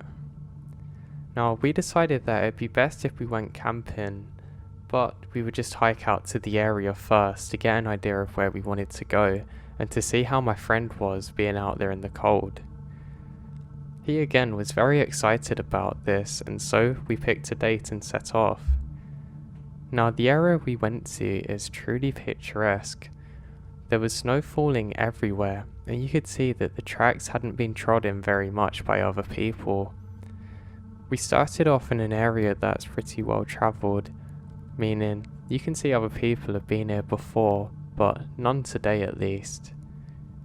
My friend said that for someone who's lived in Norway most of their life, he really hasn't been out in nature enough, and I laughed and agreed, and we just talk about life generally, and he has lots of different questions for me.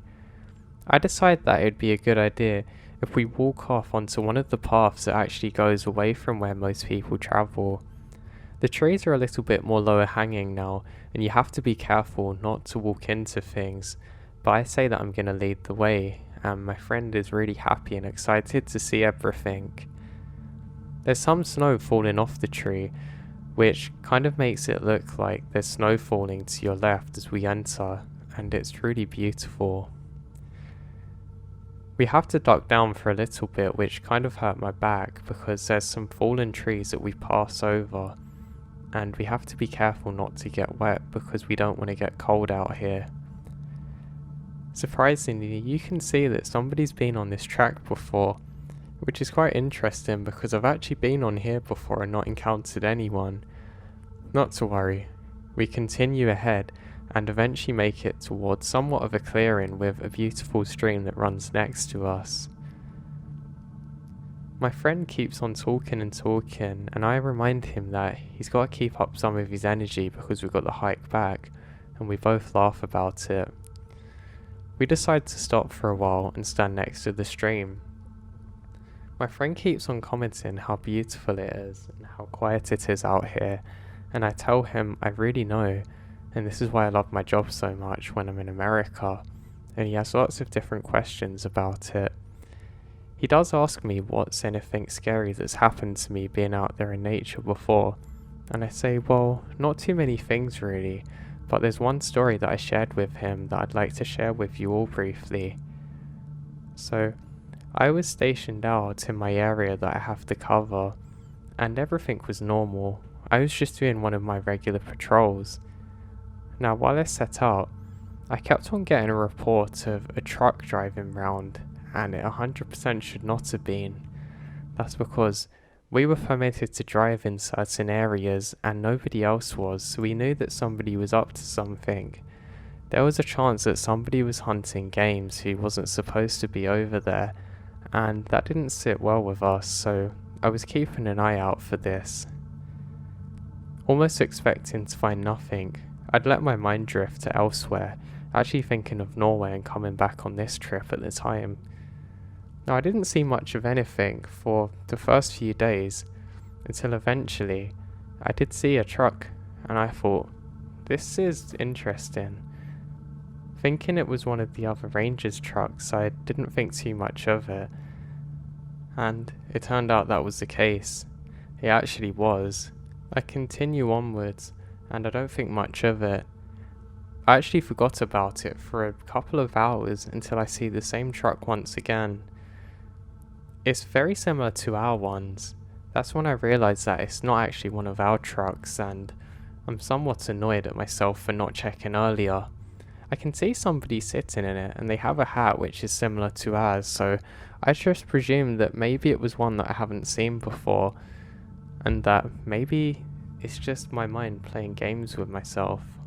I decide that it's good if I go and investigate, and at least then I can put a decent report in and solve this thing and get back to more pressing issues. I can still see somebody sitting there, so I call out to them and wait for a couple of minutes, but there's no response.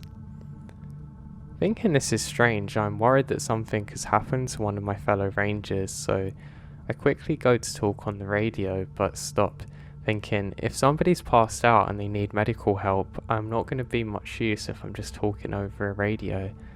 So I slowly make my way over. Now something seems different. I don't know how to describe it. The lighting wasn't the best due to the covering of the trees, but something just appeared wrong with this situation. I decided to remain still for a while. This person definitely wasn't moving, and it didn't look like they were breathing, which made me panic a little bit. I now jogged over, and I realised something's off that stops me dead in my tracks. This isn't a person at all. It's a mannequin wearing almost an exact replica of the hats that we wear. Confused, I take a step back for a moment and look around trying to see somebody or anyone, but I can't find anything. I then radio in what's happening, and there's going to be another ranger who's going to check it out with me. I looked around the car to see if there was any signs of any other life, but there's literally nothing. Eventually backup arrives, and I ask permission to open the truck and see what's happening. And it's granted. They just say proceed with caution.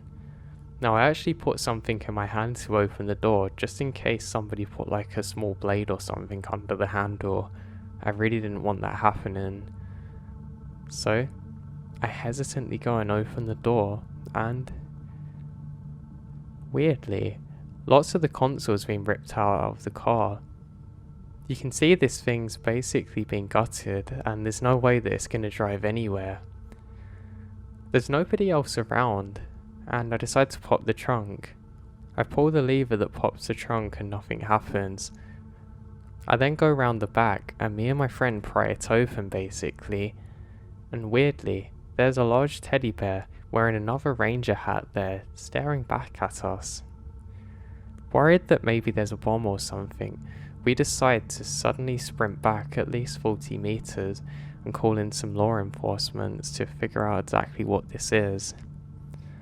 We waited for a good 2 hours before the police could actually arrive to give us some help, just because we're really out of the way and apparently actually got lost upon arrival. When they do arrive, they seem very suspicious of everything and wondered whether it was somebody really trying to have one over on us, but we think otherwise. They very cautiously prodded around and realised there was no bombs or explosives or anything, because truly this was looking like something out of some kind of movie. They gone over to the mannequin and took the hat off, and everything was as it seemed. They have no idea how the truck actually got here though, because there was no tracks around leading up to the thing, so how it got there is really beyond me, truthfully. Now, they did dust over everywhere, but strangely, they couldn't find any fingerprints whatsoever other than our own, where we had investigated. And it was one of the weirdest things that happened to me. How anyone or anything could have got the truck out there is beyond me. It would have A, made too much noise, or B, 100% left evidence, but C, there was nothing to actually get it there. There was no engine, so obviously it didn't come on its own power. Maybe, just maybe, it was a UFO that done it, but who knows. But why was there a mannequin in there? Why did it have the hats to accompany it, along with its friend in the boot? I won't know. I don't think I ever will, but it really scared me for a while. After sharing this with my friend, it was safe to say that he was very scared now, and pretty hesitant to actually go on. Yeah, I probably shouldn't have told you that, I said to my friend, and he laughed and says, "No, I'm just kidding, buddy. I'm fine. Let's press on." And we continue onwards. Now, this part of the walk in the snow is again absolutely beautiful, and we're now approaching much larger trees. We get up to the bridge and we're just talking generally, and my friend keeps on asking me different questions about what's the most scary thing that's happened to me just in the woods generally. And I tell him that I've got one more story to share with him, but let's just appreciate how nice it is here first. And we continue onwards. Now, my friend stupidly gets very close to the edge of the bridge, and the beams aren't very high, and he kind of half slips in, but luckily slaps the ground and kind of stops himself. I'm not sure how he done it, but it's definitely a good thing, because I can't be bothered to drag him over to safety. To my left I can see a beautiful stream, and this shoots off from the one that we're just on, and we continue up to a bigger bridge. I tell my friend, "Hey, please don't fall in this time, seriously. If you go in, I'm not going to be able to get you out easily." He laughs and continues very hesitantly. If you're going out on long hikes, especially in the snow with people that don't really go out in the outdoors often, it can be quite dangerous for them, and normal situations can sometimes become life-threatening. And that's what my friend was doing. He seemed so up for coming out here at first, but it's almost like now that he come out in the cold, he was having second thoughts, and 100% didn't want to be here with me. But that was fine and to be expected, I guess, and at least we wouldn't have to do the camping trip now. So we continue on.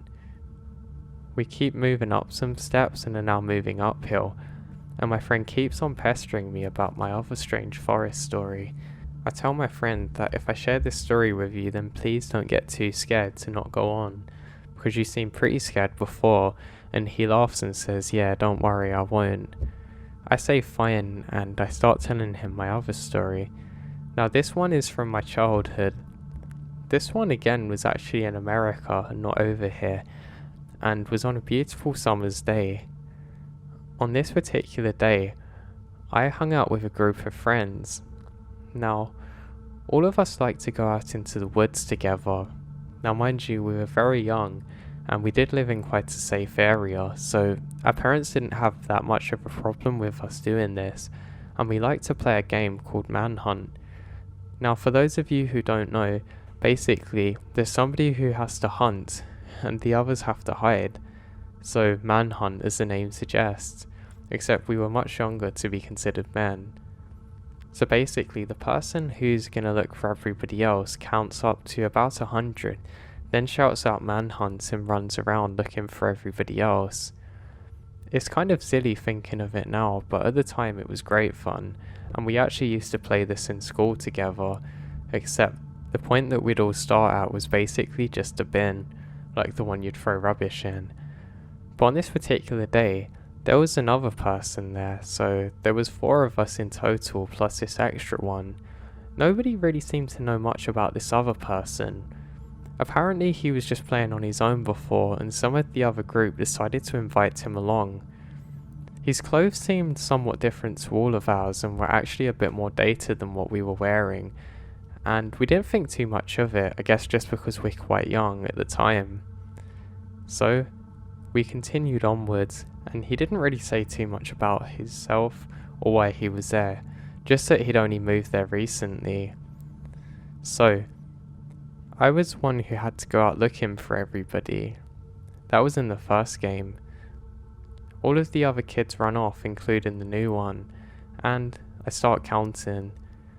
Now, of course, I start counting very slowly, like I guess you're supposed to as a kid.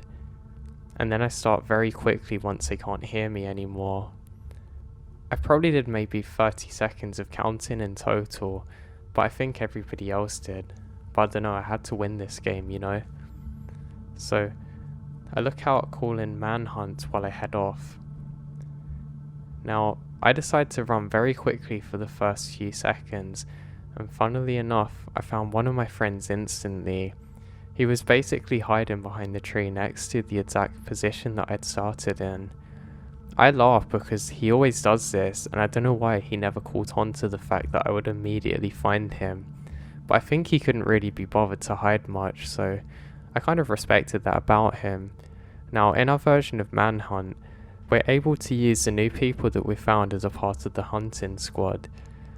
Obviously that makes the game have increasing difficulty over time, and we set out trying to find our other friends. I decided that I had to go back to go grab some water, and I asked my friend that I've just found to go on further. I head back and I can't believe it. Almost exactly in the same position as I caught the other friend, there's another one. I laugh and say, come on, couldn't you have found a better spot than that? And my friend then joins the search. Now, after not long, we find the other friend, so now there's only one more left basically. So that means that there's 3 of us searching, with the 4th just joining us, meaning that there's only one person left to find, the new friend. Now, in this first game, I was the one looking for everyone, like I said, and in the second I was going to be hiding, so I was more looking forward to that because I just find it more fun. Now, all of us met up and said we don't know where that new person's gone, and we actually got a little bit worried, thinking imagine if we lost someone on the first day that we met them, wouldn't it be funny? So we head off in different directions, all of us looking for the same new person, not really knowing his name, which actually makes finding him far harder. We searched and searched for what seemed like hours, but was probably only a number of minutes, and we couldn't seem to find him.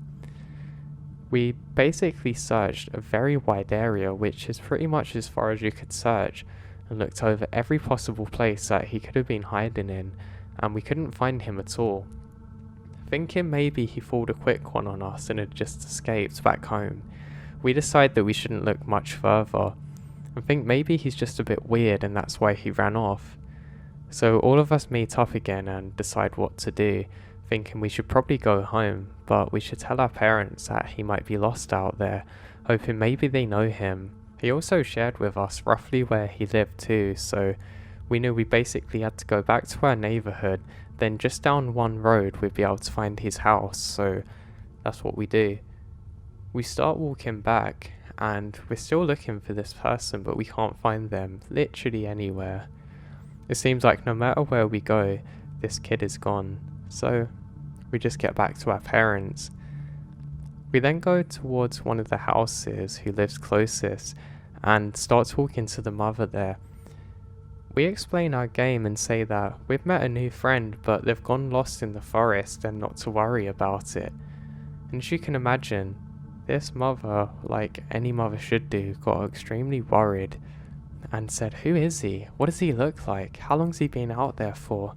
And goes to sprint for the phone. We all look a little bit worried, thinking that we're going to be in big trouble now.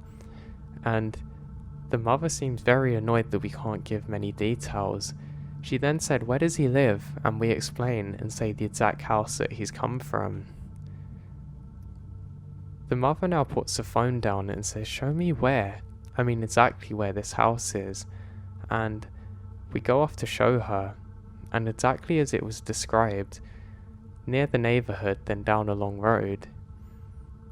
We follow the mother down this road and she seems to have some kind of energy, not like it's angry, but kind of like a scared energy, which is quite hard to describe unless you've seen it.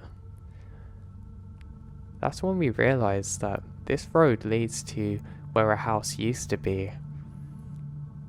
The house is basically half ruined now, and there was a large fire many years ago. 50 years before our time. But it's weird because this is literally the exact spot that he said he lived in. And when the mother realises this of one of the kids we're with, she goes very strange and almost looks like she's seen a ghost. She says, just go back, it's fine, I'll deal with this. And we all go back home and I didn't think much of it. It wasn't until a number of years later that I learnt, apparently, there used to be a young child that lived there, and a family, and unfortunately, he went missing after a fire that happened to burn the house down, and the family had never seen him since and eventually moved out of state. As I told my friend this story, he basically looked like he'd just seen a ghost too, and I understand why. I'm pretty convinced that what we encountered was some kind of recurring ghost that, is kind of like a lost spirit out there. It's just going through the same thing again and again and never leaves, and it really made me believe in the paranormal. So anyway, my friend is now very scared, but I assure him that nothing's gonna happen and that we should just continue on our little hike, and he's much more quiet now, which I guess for me is quite a good thing really, because I actually was a little bit annoyed that he kept on asking me things and I couldn't really enjoy my time too much. So anyway, we continue on the hike and the cold Nordic air is starting to pierce through our clothes a little bit because we've been static just talking, and I know now that we should probably head back. So we start our walk and we go past the same tree that had blocked us before that we had to duck under. We come up to the same bridge again and we just start talking about different things now. Now we're actually both quite tired, and I decide that it's going to be a good idea if we stop for a little while and drink some tea. I have a couple of biscuits and other things with me, which basically are a lifesaver when you're out here and starting to feel cold. So we have a tea break and we're just relaxing generally. While we're drinking the tea, I can hear laughter, and I tell my friend to knock it off. It's not like his normal laugh, and I haven't said anything funny. It's kind of like a maniacal laugh, but more animalistic. My friend looks at me, still with tea in his mouth, and I realise something's up.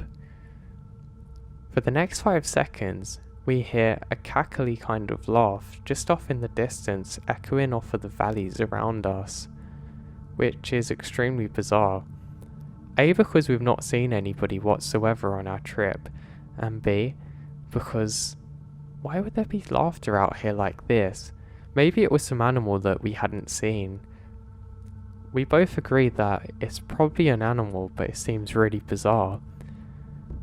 Unfortunately, it's basically the only path we can take to get back to civilization, and we don't really have the option to go through the trees because the terrain's very treacherous beyond the path.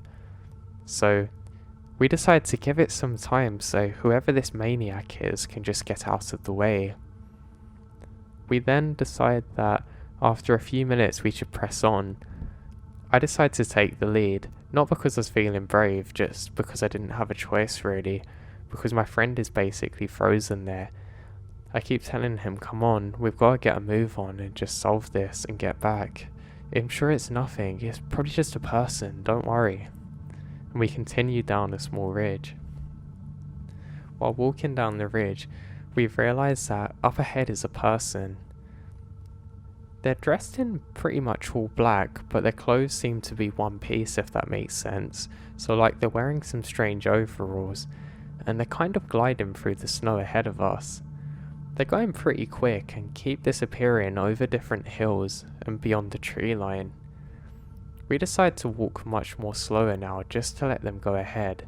I don't know if you've ever experienced that, but you know when somebody's acting a bit strange ahead of you, and if you slow down you can create distance? Well, that's what we're doing. and we decide to stop on another bridge. We finish off the rest of the tea, and we don't hear any more laughter this time, so we just start to crack jokes about who this person was or what they were doing, and I start pretending they were laughing at my friend for being so scared of the stories. Feeling more confident now, my friend walks ahead of me and actually leads the way back, which I was pretty impressed by. We're coming up to an area that has a little bit less snow now than before, but it's fresh set snow, so you can see where you've been. Now that's when we notice the first thing that seems odd. There's no footsteps here. Literally nobody's been here, no animal or anything, so that leads us both to have one question. Where did this person go? And how did they get there? Because we're both certain that we've just followed their steps, but there are none to follow. There's no animals, nothing. So we're both a little confused here, but think it's probably just nothing and we're just overthinking. I'm getting a lot more worried now, and we both continue on, cautiously. Now this part of the path actually opens up a lot more, and again, there's no signs of footsteps anywhere, which is really bizarre, because usually you should be able to track something in the snow if it's following your path, and whatever this person is, they were definitely following our path, or at least walking on the same one. And there's no tracks anywhere that you think a normal person would walk. That's when we're thinking maybe it's an animal. And there are actually some strange Norwegian folklore tales about these kinds of things, but I don't know. I never thought they were much more than just that, I guess, but maybe I was wrong. Now my mind flashes back to the time that I played with that ghost child, and I start to get a little worried. From this specific point that we're standing, we can actually see a lot further ahead, and we both stop for a moment. You can just about make out some kind of black figure really far off, quite high up on not really a mountain but a high-hilled area, kind of floating along the top. It's moving left to right very quickly, and we both look at each other again just to see if we're actually seeing the same thing. At first I thought it was a bird, but there's no wings flapping at all or anything. It's like almost as though you got something on a large cable dragging it left and right, but not moving like that. And suddenly, it disappears again over the ridge. Now, we're not sure what we've just seen, but we know it doesn't look right at all. Now we're a little bit worried. Once again, this thing is up ahead, basically in the exact position that we need to go to, but somewhat miles away almost. It's quite hard to describe, but it's like it's skipped much further ahead of us, but we can still see where it is roughly. We now walk even slower, very confused on what we're seeing, thinking maybe it's something that has a logical explanation. Maybe it's some kind of bag or even a kite or something stuck up in the trees that's just going back and forth. Maybe it's an animal in the trees that we're not sure about. But every step we take is further confirmation of the fact that this isn't what we saw, because there's nothing in the trees. Everything's so perfectly still and quiet. The only sound, if any, is random clumps of snow falling off the tree branches once they get too heavy. But none of the snow is disturbed. All of it remains undisturbed, so there's definitely something up now. Every few moments we have to stop and try and figure out what we're looking at. This goes on for a good few minutes, until we can see something just ahead of the bridge that we have to cross on. It's a black figure again. We both stare at it intensely and decide to duck down into the snow just to stay out of sight and hide behind some of the trees. We have to investigate this thing before it knows what we are, and in a prone position, I slowly crawl my way along the snow, trying my best not to be seen with my friend behind me. This thing does not move, I'm not kidding with you. It literally stays perfectly in its position, not even flinching at anything. I say to myself, God, what are we dealing with here? And what's worse is nightfall isn't really that far away. I continue crawling forwards on my belly, getting a little bit cold until I realised that this is just a tree. It's no longer alive, but God, it looked like that thing we saw before. Not sure if we just saw a tree or what to think. We both proceed somewhat cautiously, walking at a more relaxed pace now, thinking maybe, just maybe, there's something to explain all of this. We get closer and closer to it, and yes, it's just a normal tree with nothing to worry about. We stop for a moment and look up towards the ridgeline. There's nothing there. There's nothing in the trees. It's then confirmed in our minds that whatever we have seen is actually not this tree. If only it was that simple. And we press onwards. Now we're probably only about 15 minutes from where we need to get to be in the last clearing to get back to the car, and I'm starting to feel a lot more confident. We actually start to joke about what we've just seen, and I realise there's a path that we can take that's basically a shortcut. I explained this to my friend, and he's actually up for the idea, looking forward to getting back warm again and into safety. My friend agrees, and we both go to the right following this path. Now, as we're walking, my friend notices something that seems odd. There's kind of like a blur up ahead of us, just through the trees, the same height as the thing before, but different. We both then come to a stop, and it stops too. Okay, we're definitely looking at something now. It's almost like a disturbance in the air, if that makes sense. I look at my friend and he looks at me. I then look up at the sky and my friend nods at me. We have to get back before it's dark and gets too cold and treacherous. But that means we have to go up to this thing. Now we can actually see the exact area that we stopped at before when I told my first story, and it seems to be over there. I checked and I had everything with me, so I know it was nothing that I left there. But how could it be anything I've left there? This thing doesn't look normal at all. We start to proceed once again, very cautiously, as the silent snow falls around us. This thing is definitely set in place, and it's almost like a bit of distorted glass sitting there. We keep looking around periodically, checking that nothing's tracing our steps or following us, and luckily there was nothing.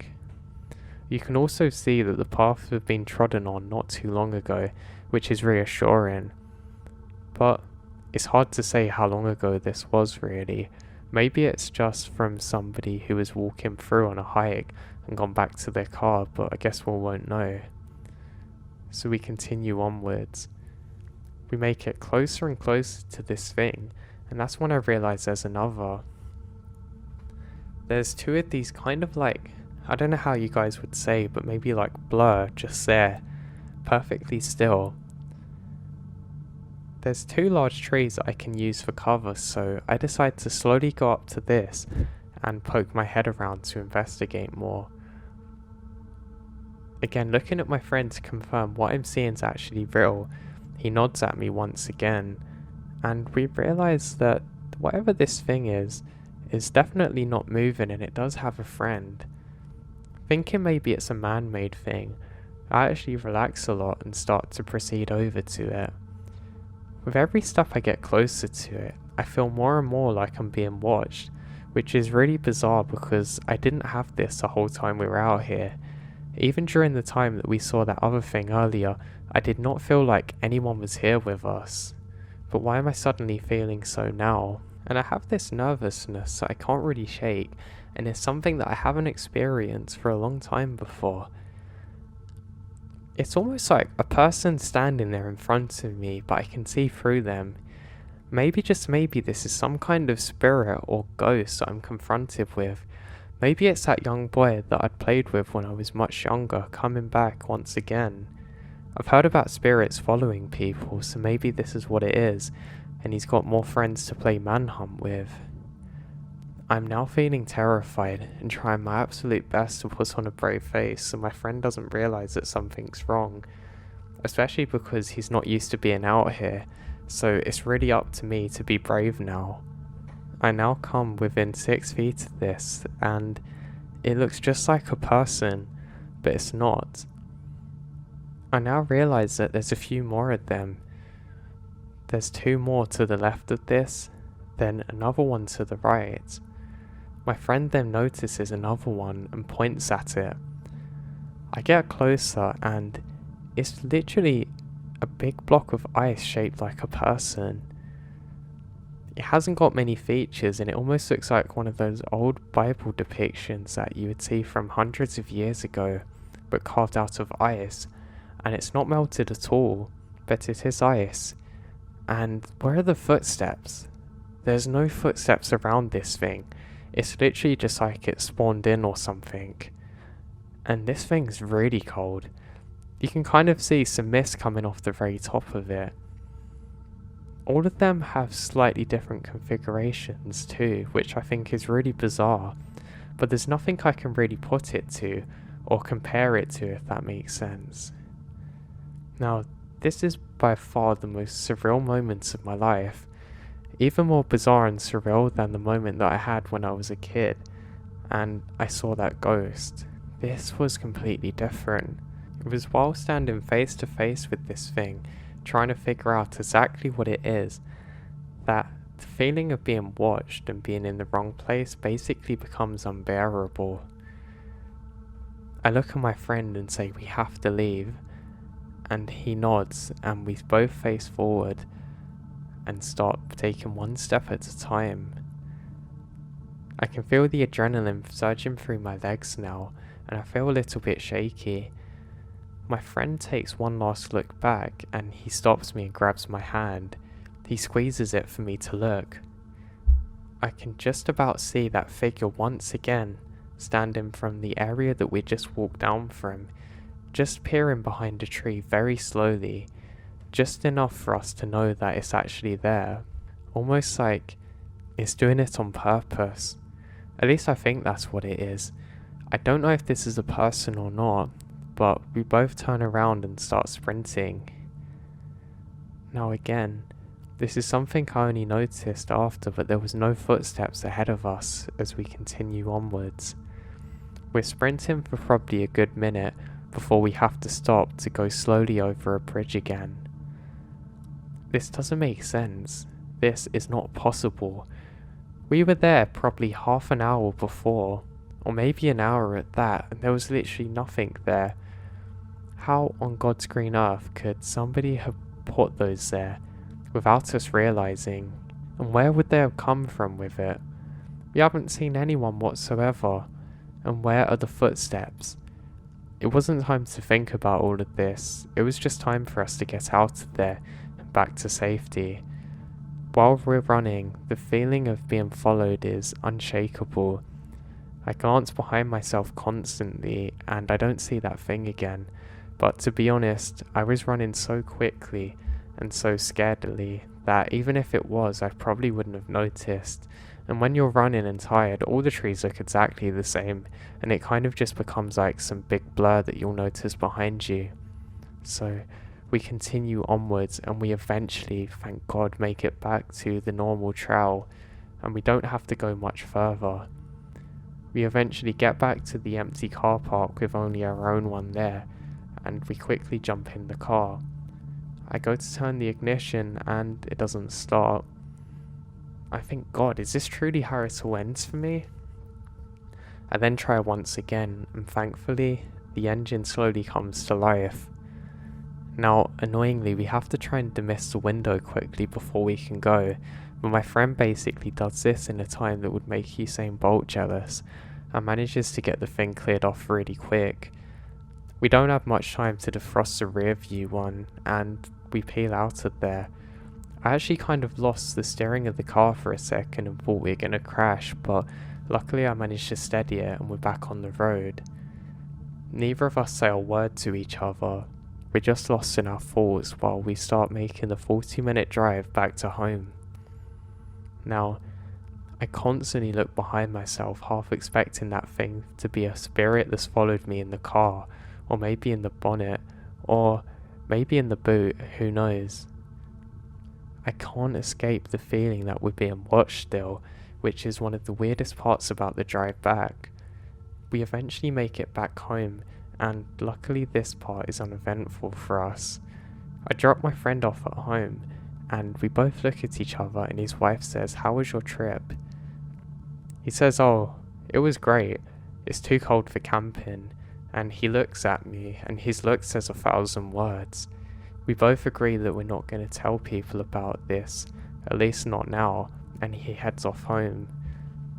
I then drive back home myself and get back to my wife, and she asks the same thing, and I basically said the same, and I head off to sleep. It's the next morning that I get a text from my friend saying, "Why were you standing outside yesterday?" And I don't know what to tell him. I say, "What do you mean? I just gone straight back home." And he immediately calls me, saying that he thought he saw me standing in his driveway wearing black, maybe just checking that I was okay and home safe. I told him, "Why would I do that? I already left you and knew you got home safe." And my friend immediately starts panicking, and luckily I managed to calm him down, saying it's probably just all in his imagination, but I don't know. I really don't know what to tell people about what happened, and I can only possibly think it's some kind of folk thing that's native to Norway that people have been saying about for hundreds or thousands of years, but I was one of the people that actually got to see it. Or maybe it was a spirit that was following me. I'll never know. But how those things got there and what that thing was following us, I'll probably never know until the day that I'm not here.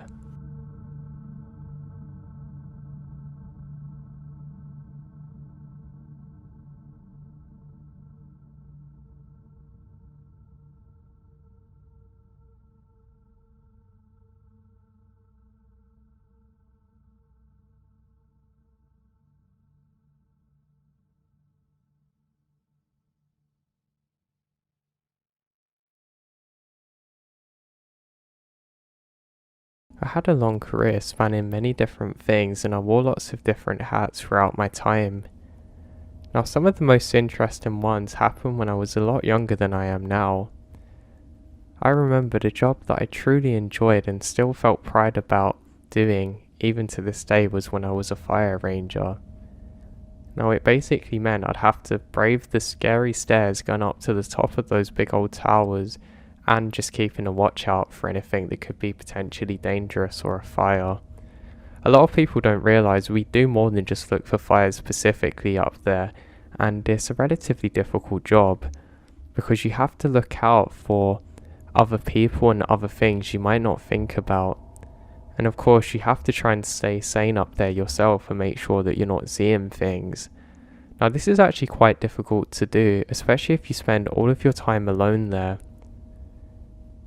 Now, most of the time I was there, I thoroughly enjoyed the experience, so sometimes I guess the isolation or loneliness would get to me.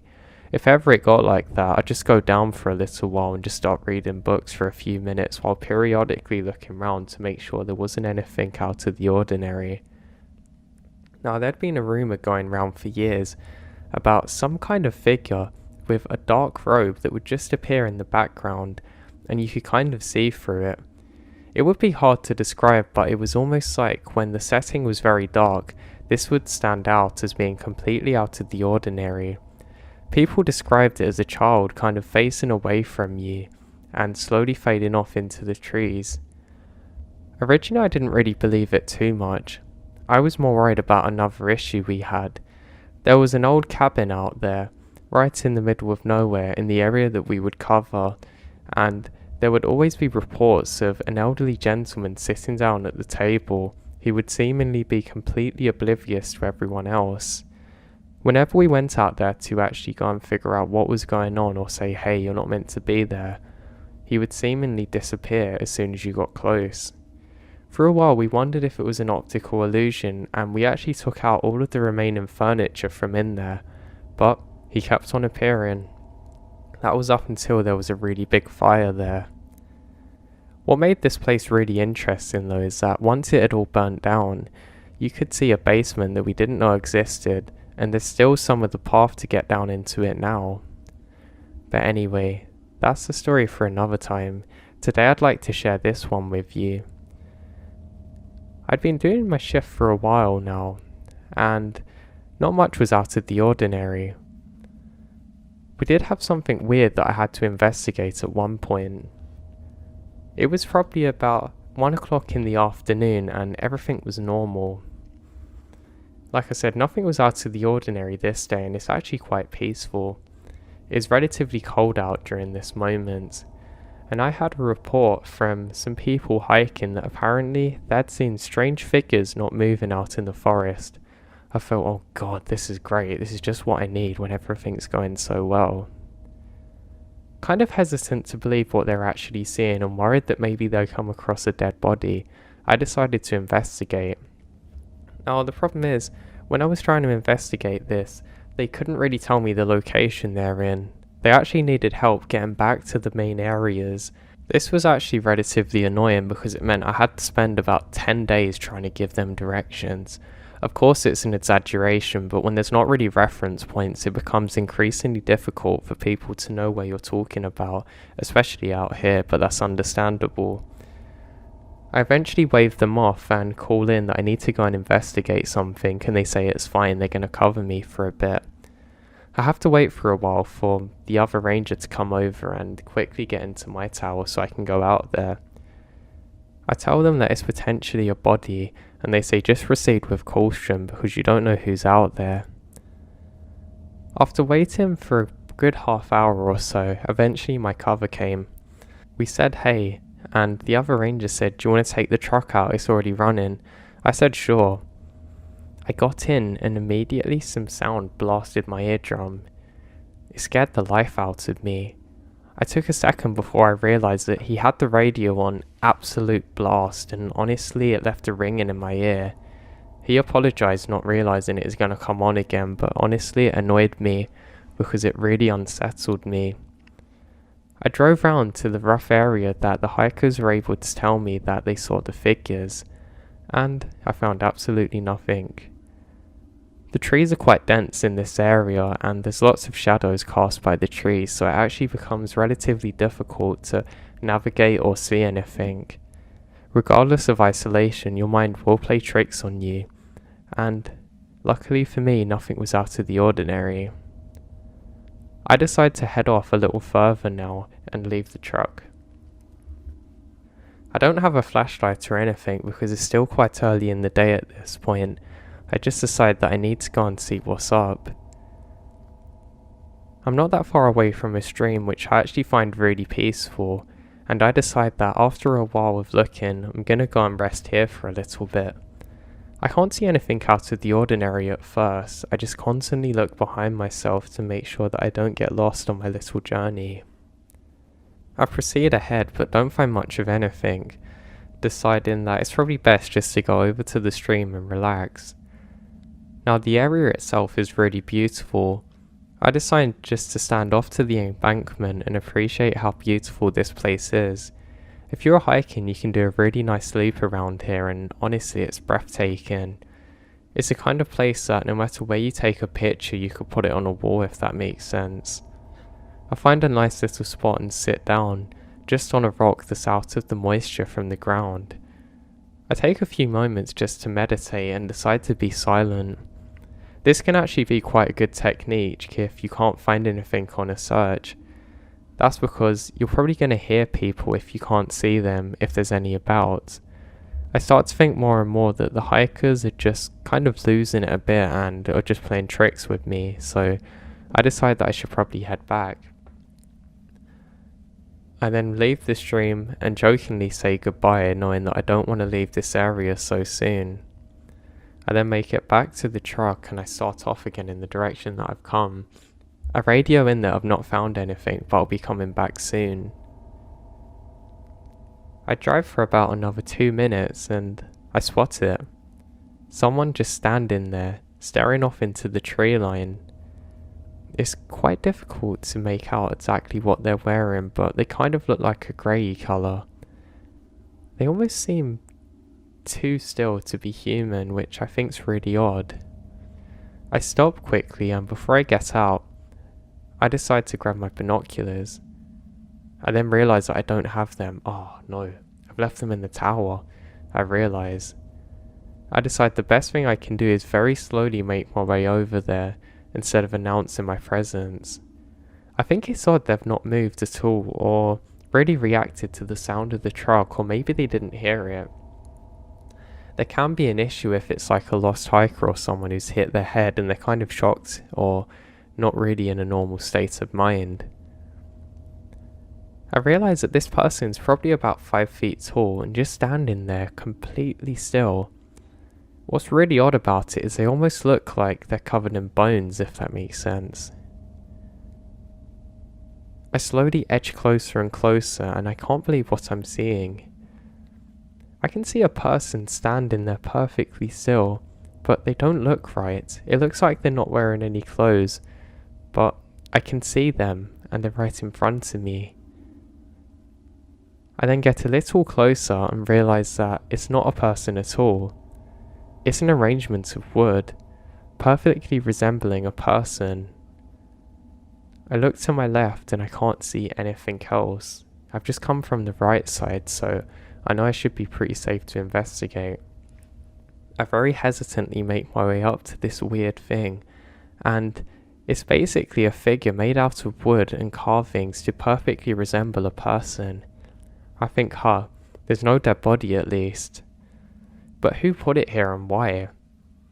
I think this is extremely odd, and it's still something that kind of scares me a bit when I think of it. I go to the other side and there's no face. I look up and my heart drops. There's 2 more figures further off, but they're more like people this time. I quickly duck down but realise it's futile. These people are standing there by the stream that I've literally just come from. They literally look like headless figures. I realise now that there's something really odd here, but I'm not sure whether they're people or not, or just more of these things. I can then see another behind and another. I realise then that they're forming a circle. I realise now that I'm not in too much danger and slowly make my way over. And I'll be surprised. They are wooden figures, just like the other one, just not very detailed this time. Standing there, placed perfectly while being still. It's very bizarre because their hands are relatively detailed and it really gives me the creeps. I look around for whoever put these here, but it's literally like somebody's just placed them out of nowhere. I think this is really bizarre. Maybe it's some kind of art project that I'm not aware of, but that doesn't make sense. I almost think for a second it's kind of cool. I take a moment to scour the horizon and I can't see anything else and decide that it's really time to head back. I can't wait to report this in because this is really weird. I slowly begin making my way back towards the truck and I take one last look at these things. And they haven't moved, thankfully. I kind of expected them to move forward. I almost thought about, for a joke, bringing one on the back of the truck and just setting it up somewhere to scare the other guy that was working with me. But I think this is a bad idea, and I don't really want to get in trouble or get some weird reputation at work. So I decide just to head over and act like nothing was wrong and just say, "Hey, I'm coming over, sorry about the delay," on the radio. And then make it back to the tower and say, "Hey, I'm here, Andy." He says, "Hey, come on up quickly," and I make my way up. Now I haven't told him anything at this point, and he says, "There's something weird. I keep seeing something white just off in the distance, sort of moving around and disappearing every so often periodically." I say, "Oh, I know just what that is. I've literally just come across some really weird sculptures in the middle of this forest. They look very much like people, but do you know about any art projects?" "Art projects?" Andy laughs and says, "No, of course not. Who would put them out here?" He says, "Did you bring one with you?" And I jokingly said, "Yeah, I did. It's right here behind me." And he says, "No, cut it off. Did you actually bring one?" I say, "No, why would I do that?" I tell him roughly where it is so he can go and investigate, and he says he's going to check it out later. He then says, "Seriously, did you see anything out there unusual?" I say, "Yeah, of course, the figures," but he says, "No, any actual people." I say no, and that I'm pretty sure there's no bodies out here that we have to look for, and he hears that's a relief. He thinks too the hikers probably saw this and got confused and scared. Now, are you absolutely certain the hikers didn't leave these here? I say yes, Andy, of course. I would have told you, and why would I have investigated?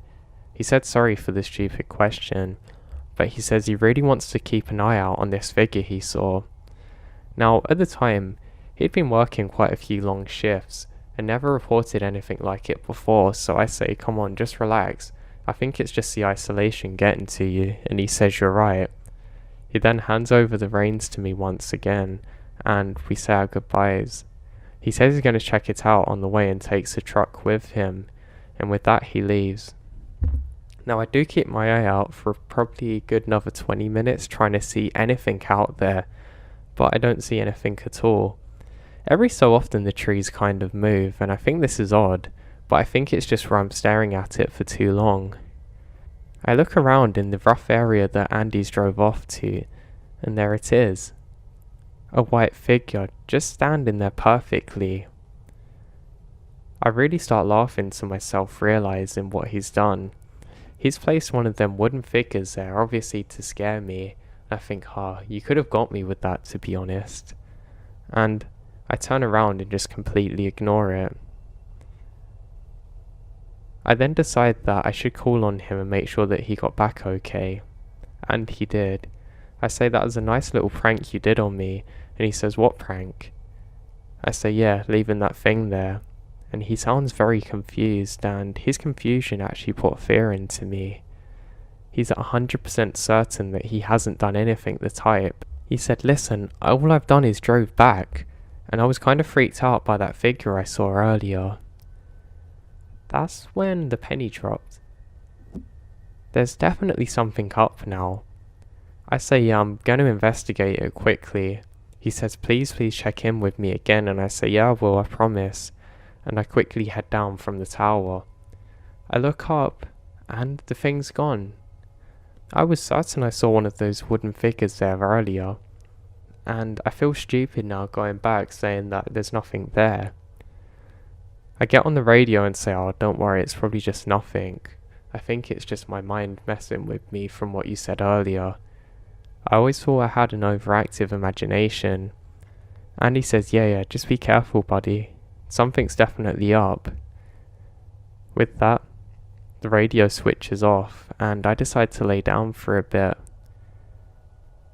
Now, I was actually pretty bored most of the times up here, so I decided to do some drawings. I decide that I'm just going to draw the horizons and some of the landscapes around me. To be honest, this is actually quite good because it really keeps my mind active. It'd be really funny if I drew a big fire and didn't realise it until afterwards, right? But anyway, I start my drawings and keep checking out for any danger periodically again. And then I see it once more. There's a white figure out there, definitely moving and somewhat glowing. That was the part I really don't understand.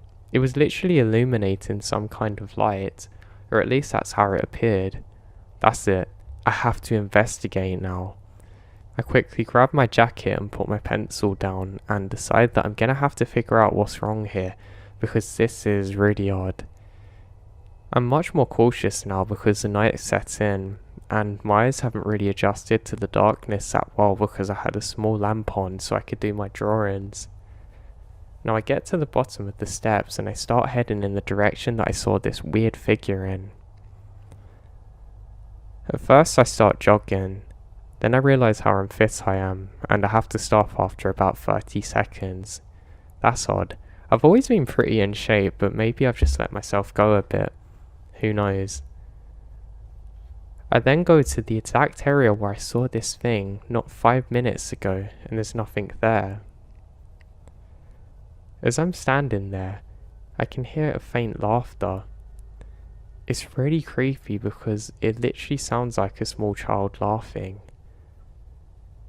I suddenly feel very faint and realise that maybe there's a missing child out here. I have to figure out what this is now. I suddenly become more brave and start sprinting towards where I think the sound's coming from. I run and run, and I don't seem to be getting any closer to the sound. I'm quiet for a moment, and I can just hear the sounds of the nature and the trees around me, and I realise that something's wrong. Why has the sound stopped suddenly? Why couldn't I find it? Then, just ahead again, I can see some white figure just moving behind a tree. I decide that I have to jog over there now and figure out what this is.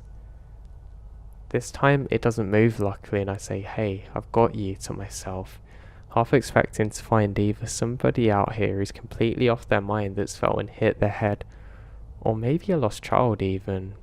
But this seems a little too big now.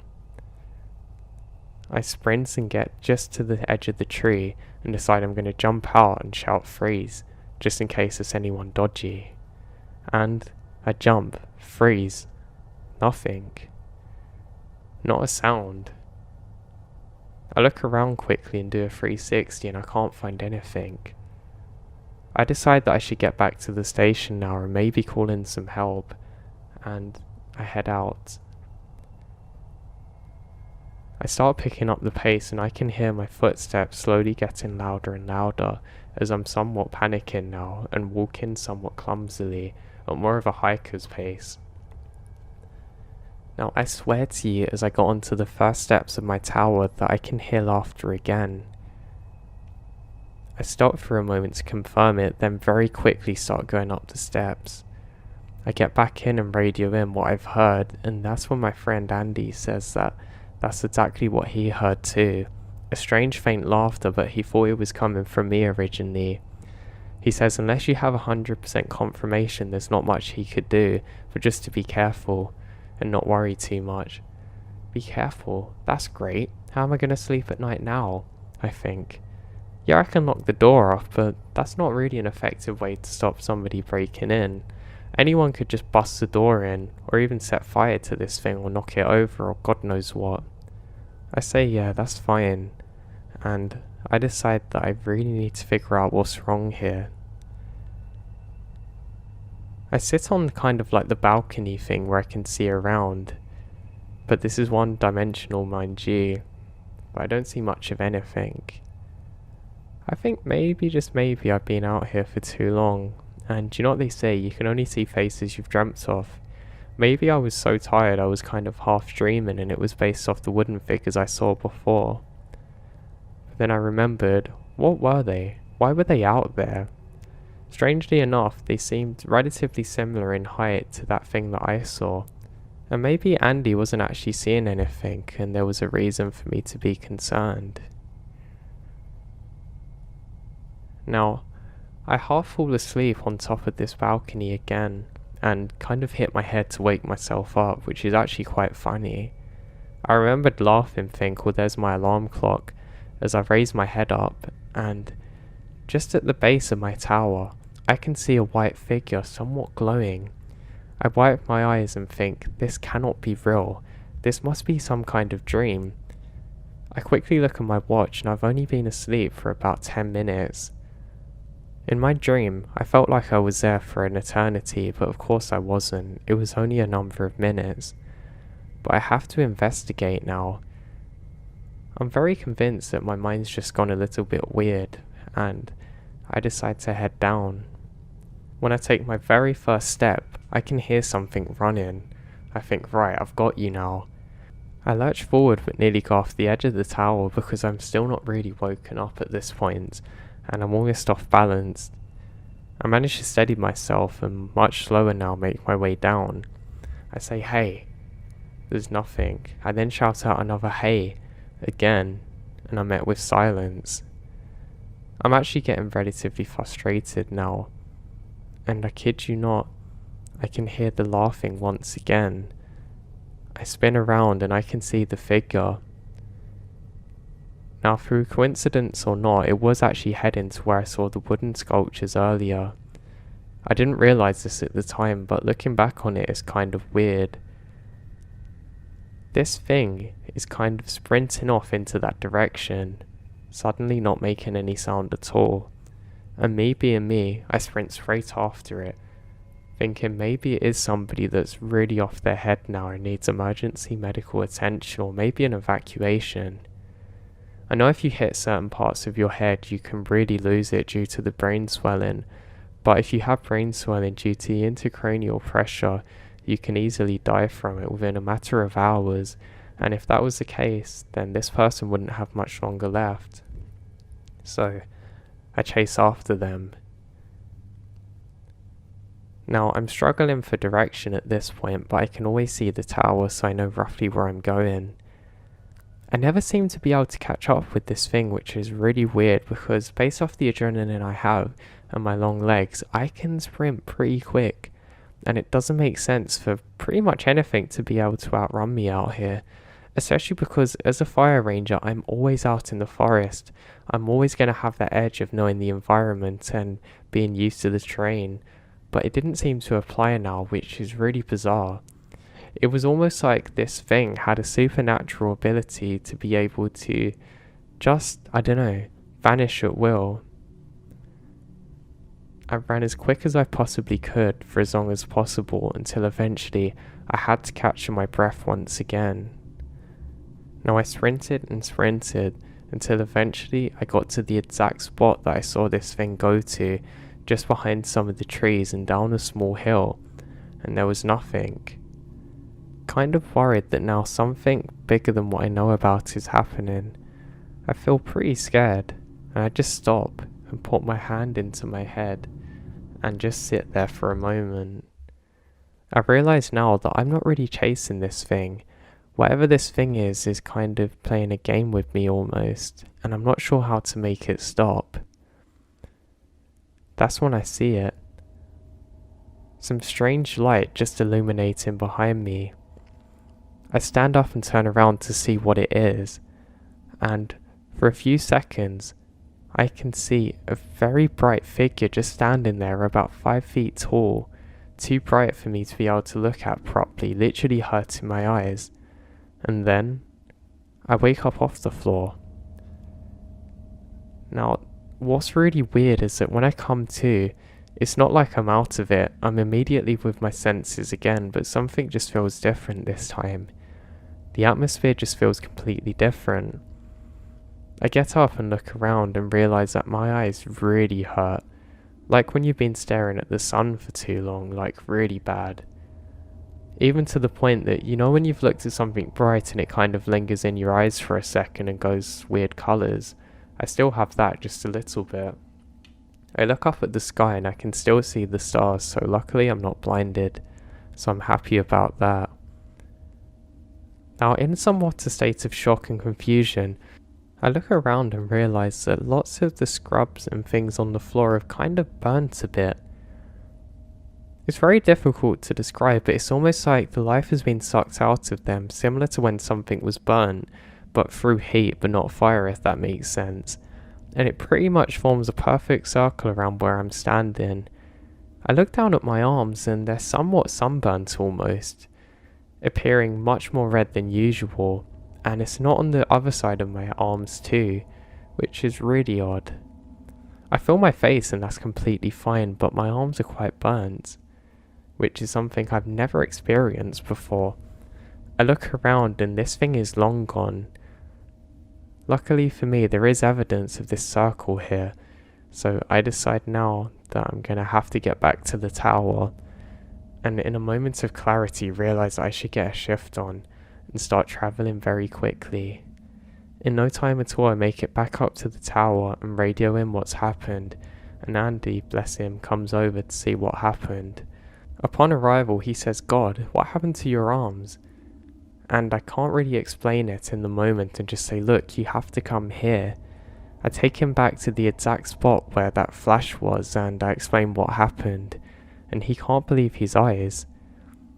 It's almost like there was a small heat wave around this area only, and so much of the circle has died. It's only about 6 feet across, but it's all the same, and it forms almost a perfect circle. He says that he's going to radio it in and just to take a break for a moment, and that's what he does. I go with him back up to the tower, and he says that he's going to stay with me for the rest of the night to make sure nothing else happens, and that's what he does. I fall asleep quite quickly and I'm woken up by the pain of the burning on my arms. We make eye contact, and you know when your look can say 1,000 words? It's one of those moments. He just nods and we both know that we have to go back to that circle again. On the walk he tells me nothing else has happened but he really needs sleep, but we get there and thankfully for our sanity it's still there. The cover come over and we decided not to tell them what happened. We've already made a report about it and we don't want to scare them, and we need to confirm it's not only us seeing these things, and we say goodbye to them, and luckily Andy offers to drive me home. Now nothing ever come of that investigation, and we never saw that flash of light again. I'm still not sure exactly what it is, but it must be something paranormal. And what's really truly bizarre is that life never grew in that spot again.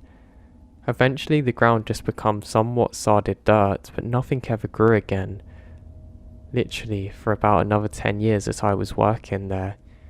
It still is and has remained one of the most unexplainable things that ever happened to me, and I can only really think of it as being paranormal, or some kind of supernatural energy that we're not supposed to mess with, and somehow I ended up doing so unwillingly.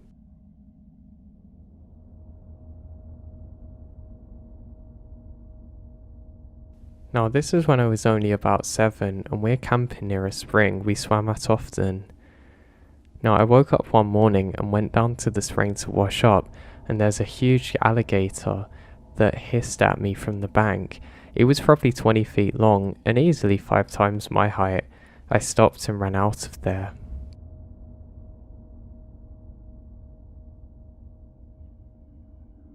Weird things happen in the Appalachian Mountains. They're as old as time itself, and people who have lived there may be the first to tell you that it can become otherworldly, and sometimes you just have to turn a blind eye for your own sanity, or you'll just be like, yep, this is just how it is. I grew up in a small town outside of Pishwan National Forest. Lots of waterfalls, hikes, great views. It's an amazing place to be, especially in summer. But what happened to me was in the dead of winter, when I was about 17.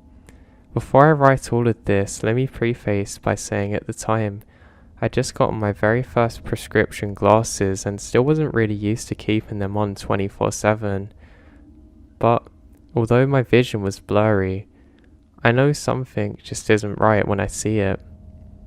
When I was 17, I decided to do my senior project on nature photography. What better place to take some great photos of the forest? I said to my mother if she'd drive me into Big Ash and let me take some pictures as she winded through the woods. It was winter, so the trees were bare and the sky was grey. It was still fairly pretty out, to be honest, and I just wanted to take some pictures of the local flora. So my mum pulls over to let me walk down a trail that I've been over hundreds of times. After a short walk through the woods, you end up on the riverbank, a great swimming hole in the summer, and the way the bank curved, you could walk along the little stony shore a little way past the trail. Mind you, I was wearing a bright orange raincoat, so it was incredibly visible. So I'm crouching down to take a picture of an old railroad spike that's been sticking out of the earth for years when, all of a sudden, I realise there's no sound. Like, honestly, it was really scarily silent. No birds chirping, no nature sounds or anything. It's like I didn't even hear the sound of water flowing. As this is happening, I realise exactly how visible and vulnerable I am. If you've experienced some kind of primal fear, you'll know what I mean. It's like an alarm bell's going off in your head screaming danger, danger. As I'm sitting there with this feeling washing over me, I start hearing crunching footsteps around. Again, all of the trees around are so bare that there isn't any foliage to block any view. I hear these footsteps like slowly getting 2 feet closer and closer, and it's from the opposite side of the riverbank. I'm watching very closely and I can't move. I can't move. Whatever I saw was all grey and not a human, but tall, and appears to be on two legs. It was getting closer and closer, and right as it's about to reach the bank of the river, I snapped out of the trance and really sprint. I've never been so scared in my life. I booked it back to my mum's car, and was so obviously out of breath that she says, "What's wrong?" After I explained what happened, she looked really scared and said that while I've gone down the trail, she got this weird fear that suddenly something was wrong and was about to come and find me when I ran back. We left after that, and to this day sometimes we will talk about it with no explanation. I've told my boyfriend this story and he insists that it could have been a skinwalker. I've got no idea what it was, although I wish I'd gotten a better look. I'm glad I ran when I did. Has anyone experienced anything like this, or is it just me?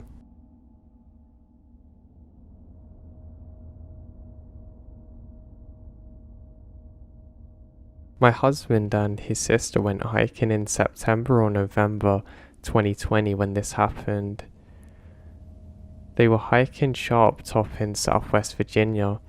They hiked the entire trail without incident, but as they were coming down the trail back towards their car, they noticed a black, opaque figure at the foot of the trail near the road.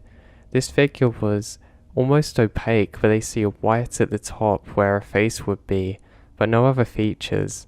The best I can say second-handedly to describe it is a no-face from Sprint Away, but basically no facial features. It's roughly 5 or 6 feet tall and glided across the road to the tree line. Once it hit the tree line, it basically disappears. Now, it's weird too because it's soundlessly. It's fall, so there's plenty of leaves on the floor, so you would have heard something. He said they're roughly 40 yards away from it, but it was still light out for them to see fully what was happening. This was my husband's first experience with anything paranormal, but my SLL has experienced other things. We haven't found anything similar to this, but it was so weird.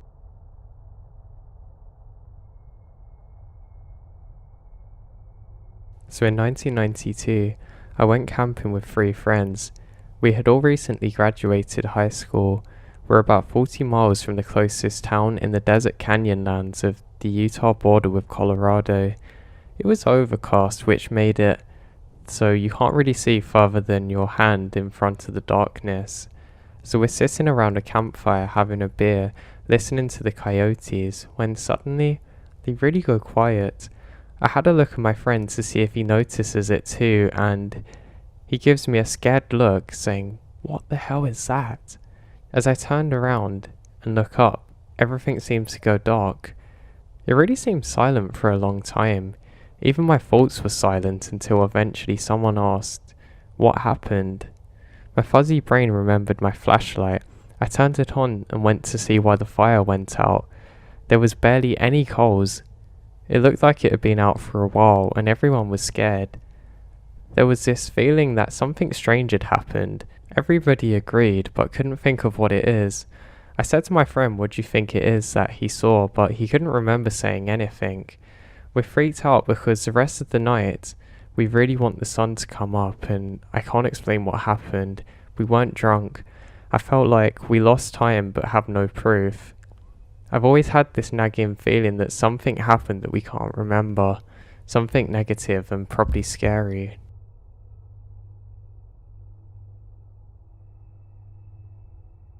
I used to work on the north slope of Alaska in the oil industry. The work we were doing required us to travel far out into the Alaskan Petroleum Reserve, which is basically just untamed tundra wilderness for hundreds of miles. The oil companies would build these long ice roads in the winter that would actually lead to exploration drilling pads. Now basically, our job was to go out after they finished the initial drilling and test rock formations for oil producing qualities. It was mid-January, the sun hadn't quite come up yet, and when I say the sun hadn't come up, I mean in almost a month and a half, and the polar nights are intense. This particular well site we're travelling to was about 60 miles west of Alpine, Alaska, really deep into the wilderness. Our job took a week, but we managed to finish and are heading back to our camp to finish up for our hitch and go home. Now at the beginning of the end, the ice roads are guard shacks that you have to go into and check out for safety. There's no cell reception or radios working, only up at a distance. So if you don't check in or out at a set time, they'll actually come looking for you to make sure you're okay. Now it's about 4 in the morning. Not that it mattered in the land of endless night, and we're halfway across the ice roads. Travel was slow with the speed limit on the roads only 25 miles per hour. When something appears on the road in our headlights, it was a man in jeans and a sneakers and a hoodie, walking down an ice road in the wilderness at 4 AM in -20. It's not really unusual for locals to go out hunting, but I don't know, maybe his snowmobile broke down and he's trying to get back to the guard shack. He didn't acknowledge us at all as our trucks rolled up next to him. He kept shuffling forward and doesn't seem cold. His clothing, which is completely not suited for this weather, appears warm and dry, so it's definitely bizarre at that moment. I roll down the window and say, "Are you okay?" He doesn't acknowledge us but just keeps going forward, face completely blank, devoid of emotions or thoughts really. The other guy in the truck suggested that maybe he was in shock and had an accident. I continued rolling my truck alongside him as he trudges down the road, still trying to get his attention. Even in this extreme cold, I could occasionally get whiffs of a peculiar smell coming off him. He smelled acidic, if that makes sense. There's just a lot of things about this guy that really make my hair stand on end. Now the guy behind me is in the truck's crew cabin.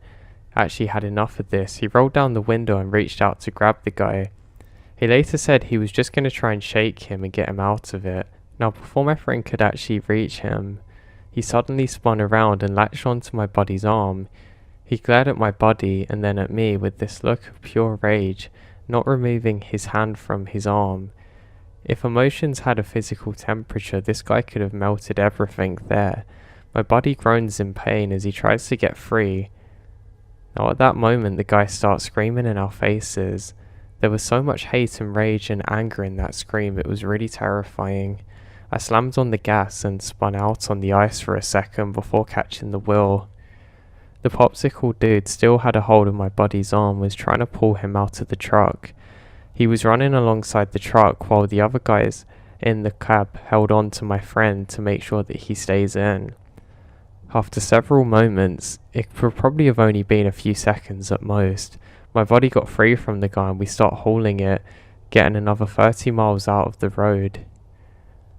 We check in with the guards and report what we've seen, and the guard looks at us like we're pulling a prank, but policy said that they had to check it out regardless. My buddy's arm was sore. When he pulled back the sleeve, you could actually see bruises there. We filed a report with the guard and we're told to head back to the camp. None of us really wanted to talk about what had just happened, and the drive the rest of the way is really quiet. We flew home the following day. The next time that we saw the guard at his shack, we asked him if he ever saw Mr. Popsicle again. He told us that they searched up and down for a solid 12 hours during their shift and never saw anything. Not even tracks in the snow leading off or anything that would indicate anyone was there. He told us it was a good prank and that he'd get us back for it next time. But it wasn't a prank. Who would make up a story like that, and who would willingly bruise up their arm that bad for a prank? Now that area of Alaska is a weird place, and my god did this experience scare me.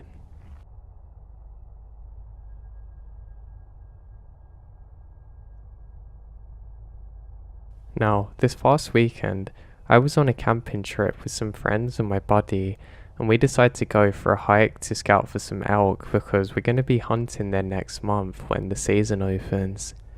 So we walk through the woods and eventually wind up on 2 back roads. My buddy's carrying his daughter and we've got a couple of dogs with us.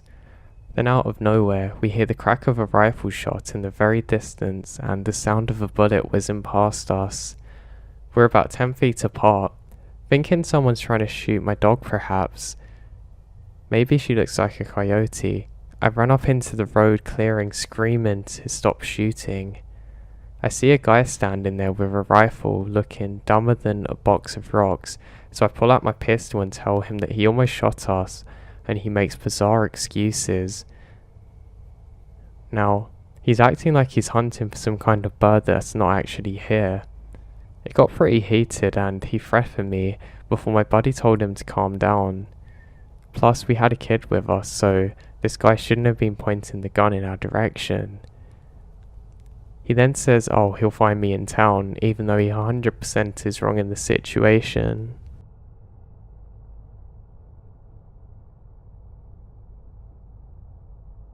So my dad and grandpa like to fish and hunt a lot. One night they decided to spend the night on the river in the Appalachian Mountains. It was really late, and they said they heard these awful screams coming from the woods on the opposite side of the water. It definitely wasn't a mountain lion or anything like that. And my dad's a pretty big guy who doesn't really get scared easily, but in that moment he was absolutely frozen with fear, explaining the sound as absolutely inhuman. He felt like whatever it was wanted them to know that they were there, and that they weren't happy about it. It gives him goosebumps thinking about it.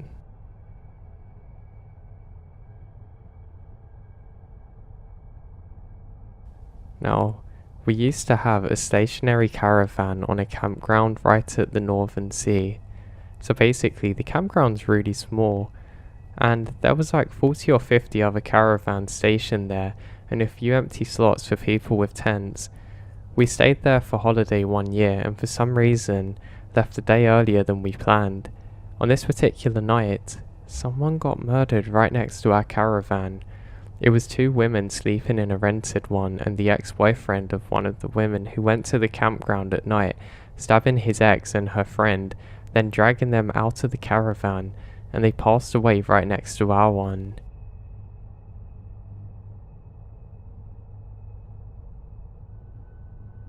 My brother and I were going camping together. We were kind of going through a bit of a rough patch, and it would help get our bond back together. We hadn't been camping for years and were somewhat excited to do so. We did it all the time when we were younger, and I guess not much had changed really. We had different lives, but we were still brothers, so we needed to fix our relationship. Now, for the first part of the trip, everything was going very well. We found a beautiful clearing to go and set up our camping site in, and that's what we done. As we head over, I noticed that my brother's hair was standing on end. I thought that was really bizarre, and before I can mention it to him, he tells me the same, and we think this is really odd. Both of our hairs are standing completely up on end, and there's a strange electric smell outside. We realise that we need to go back to the car to go and get something, so we both head back in. We ended up closing the car door and putting on the heating just so we could warm up.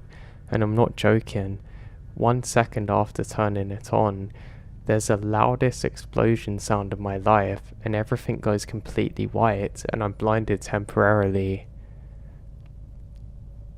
We look at each other in absolute shock and are frozen in fear. Then we hear the loudest thunder crashing immediately afterwards. We turn around and notice a fire next to our camping site. Our camping site has just been hit by a huge bolt of lightning and destroyed half of our contents there. We were literally only seconds away from death.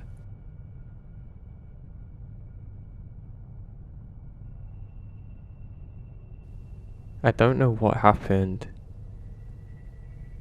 I'll say the words and let them paint the picture for you to experience what I did. I'll set the scene. I'm an avid urban explorer and I always have been. I love nothing more than going to old abandoned buildings and seeing what I could find, but every so often you'll get far more than you're looking for. And luck would have it that one day it was going to be my turn too. Now I had a couple of friends of mine. I'm not going to say their names or my own, but I'll just call them Ben and Ryan. Now we would love going to these strange places that nobody seemed to really know about, and one day Ryan suggested a place that was really out in the middle of nowhere, and that apparently he'd only seen once before. It was an old house that apparently had quite a large basement area in it. This place had been abandoned for a long time, and I couldn't wait to get there and explore. Now the problem was actually finding the place. Now we had to drive for a good 4 or so hours to actually reach roughly where it should have been, and we were truly driving out into the middle of nowhere to get here. Now the drive was beautiful. It was a lovely warm summer's day, and the heat really made you feel comfortable. We're having a really good time making some jokes with each other and having a laugh generally. We ended up pulling up to basically exactly where the spot is supposed to be, and there's nothing there. A little confused, Ryan offers to walk off ahead of us to find the place. I sit on the trunk of the car with Ben, and it's pleasantly warm in the summer heat.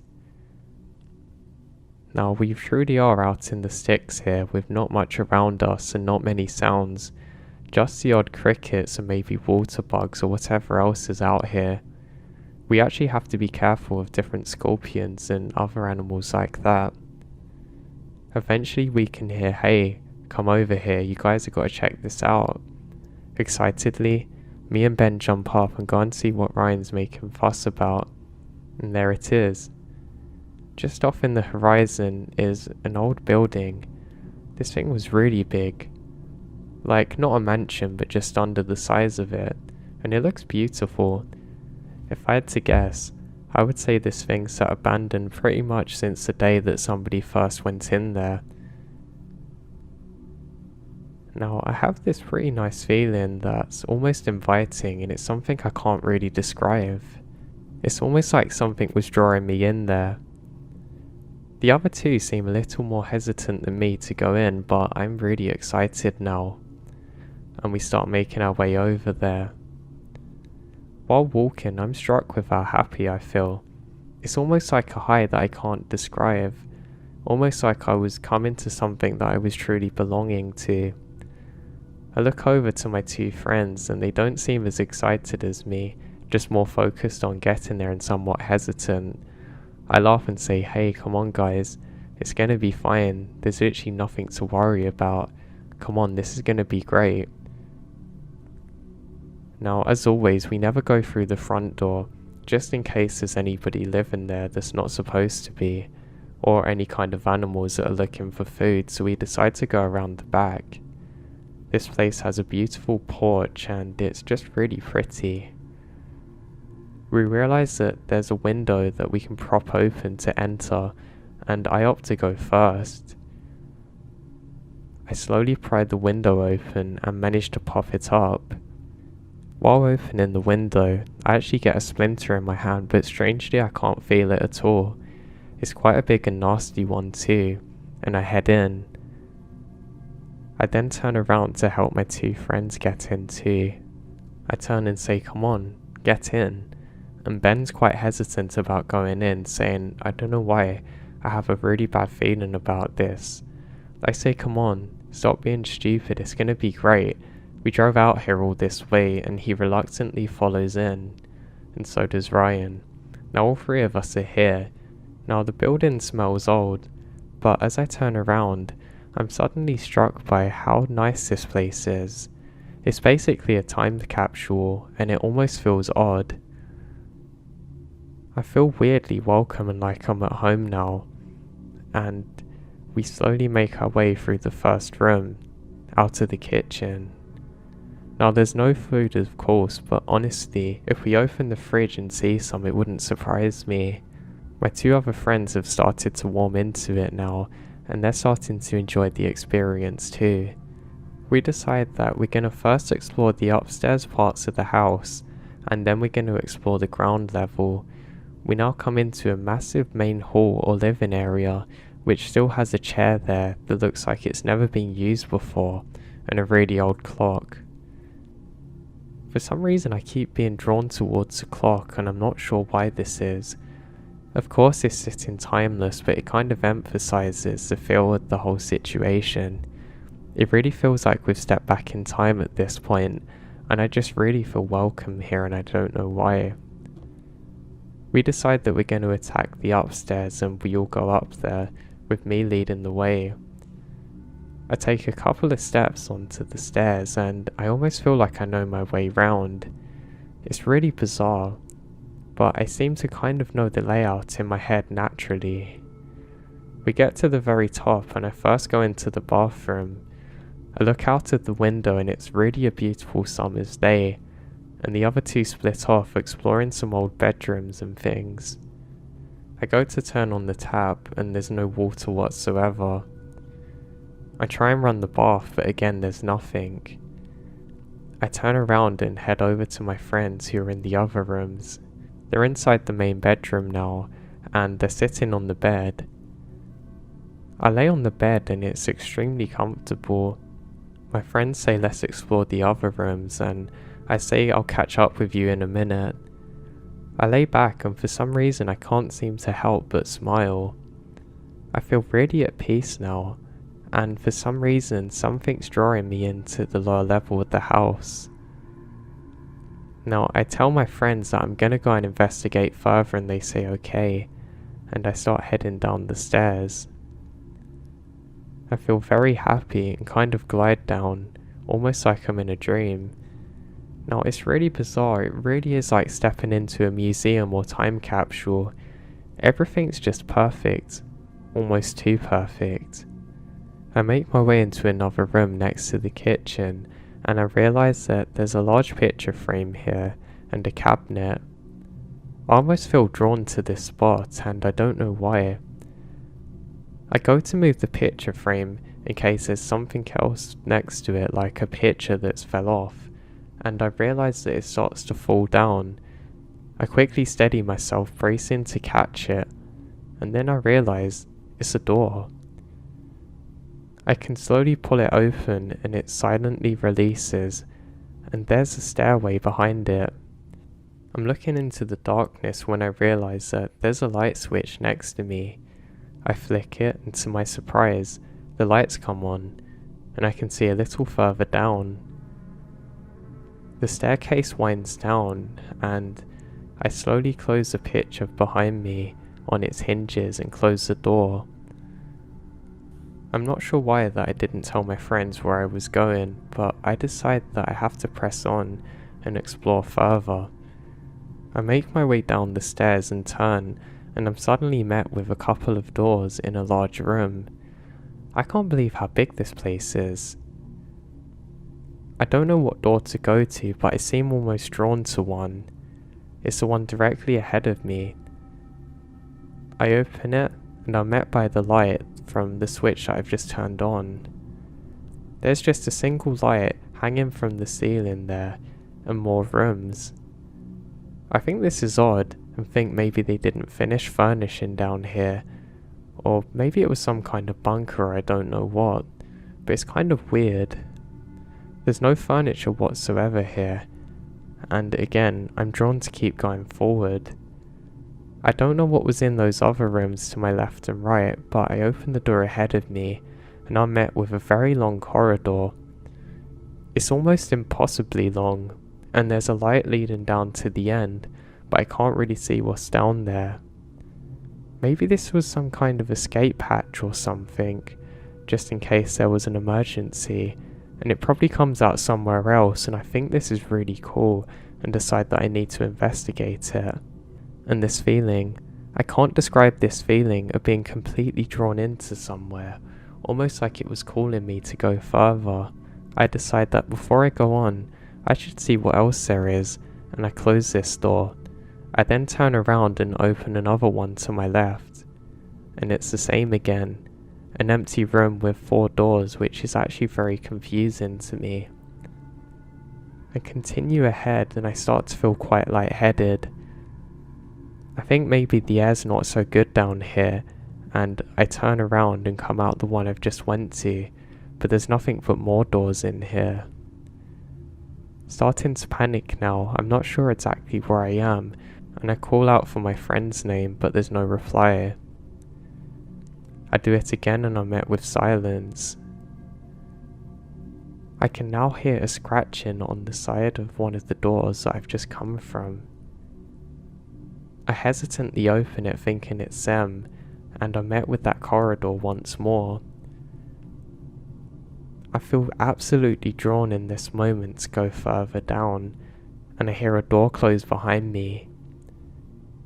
I turn around and for some reason I'm at peace once again, and I feel like I just have to go on further. I'm completely disorientated at this point and I don't really know how to get back, and I think my way out might be up ahead of me. I decide that I shouldn't go on without my friends, and I stare down into that corridor, almost in a trance.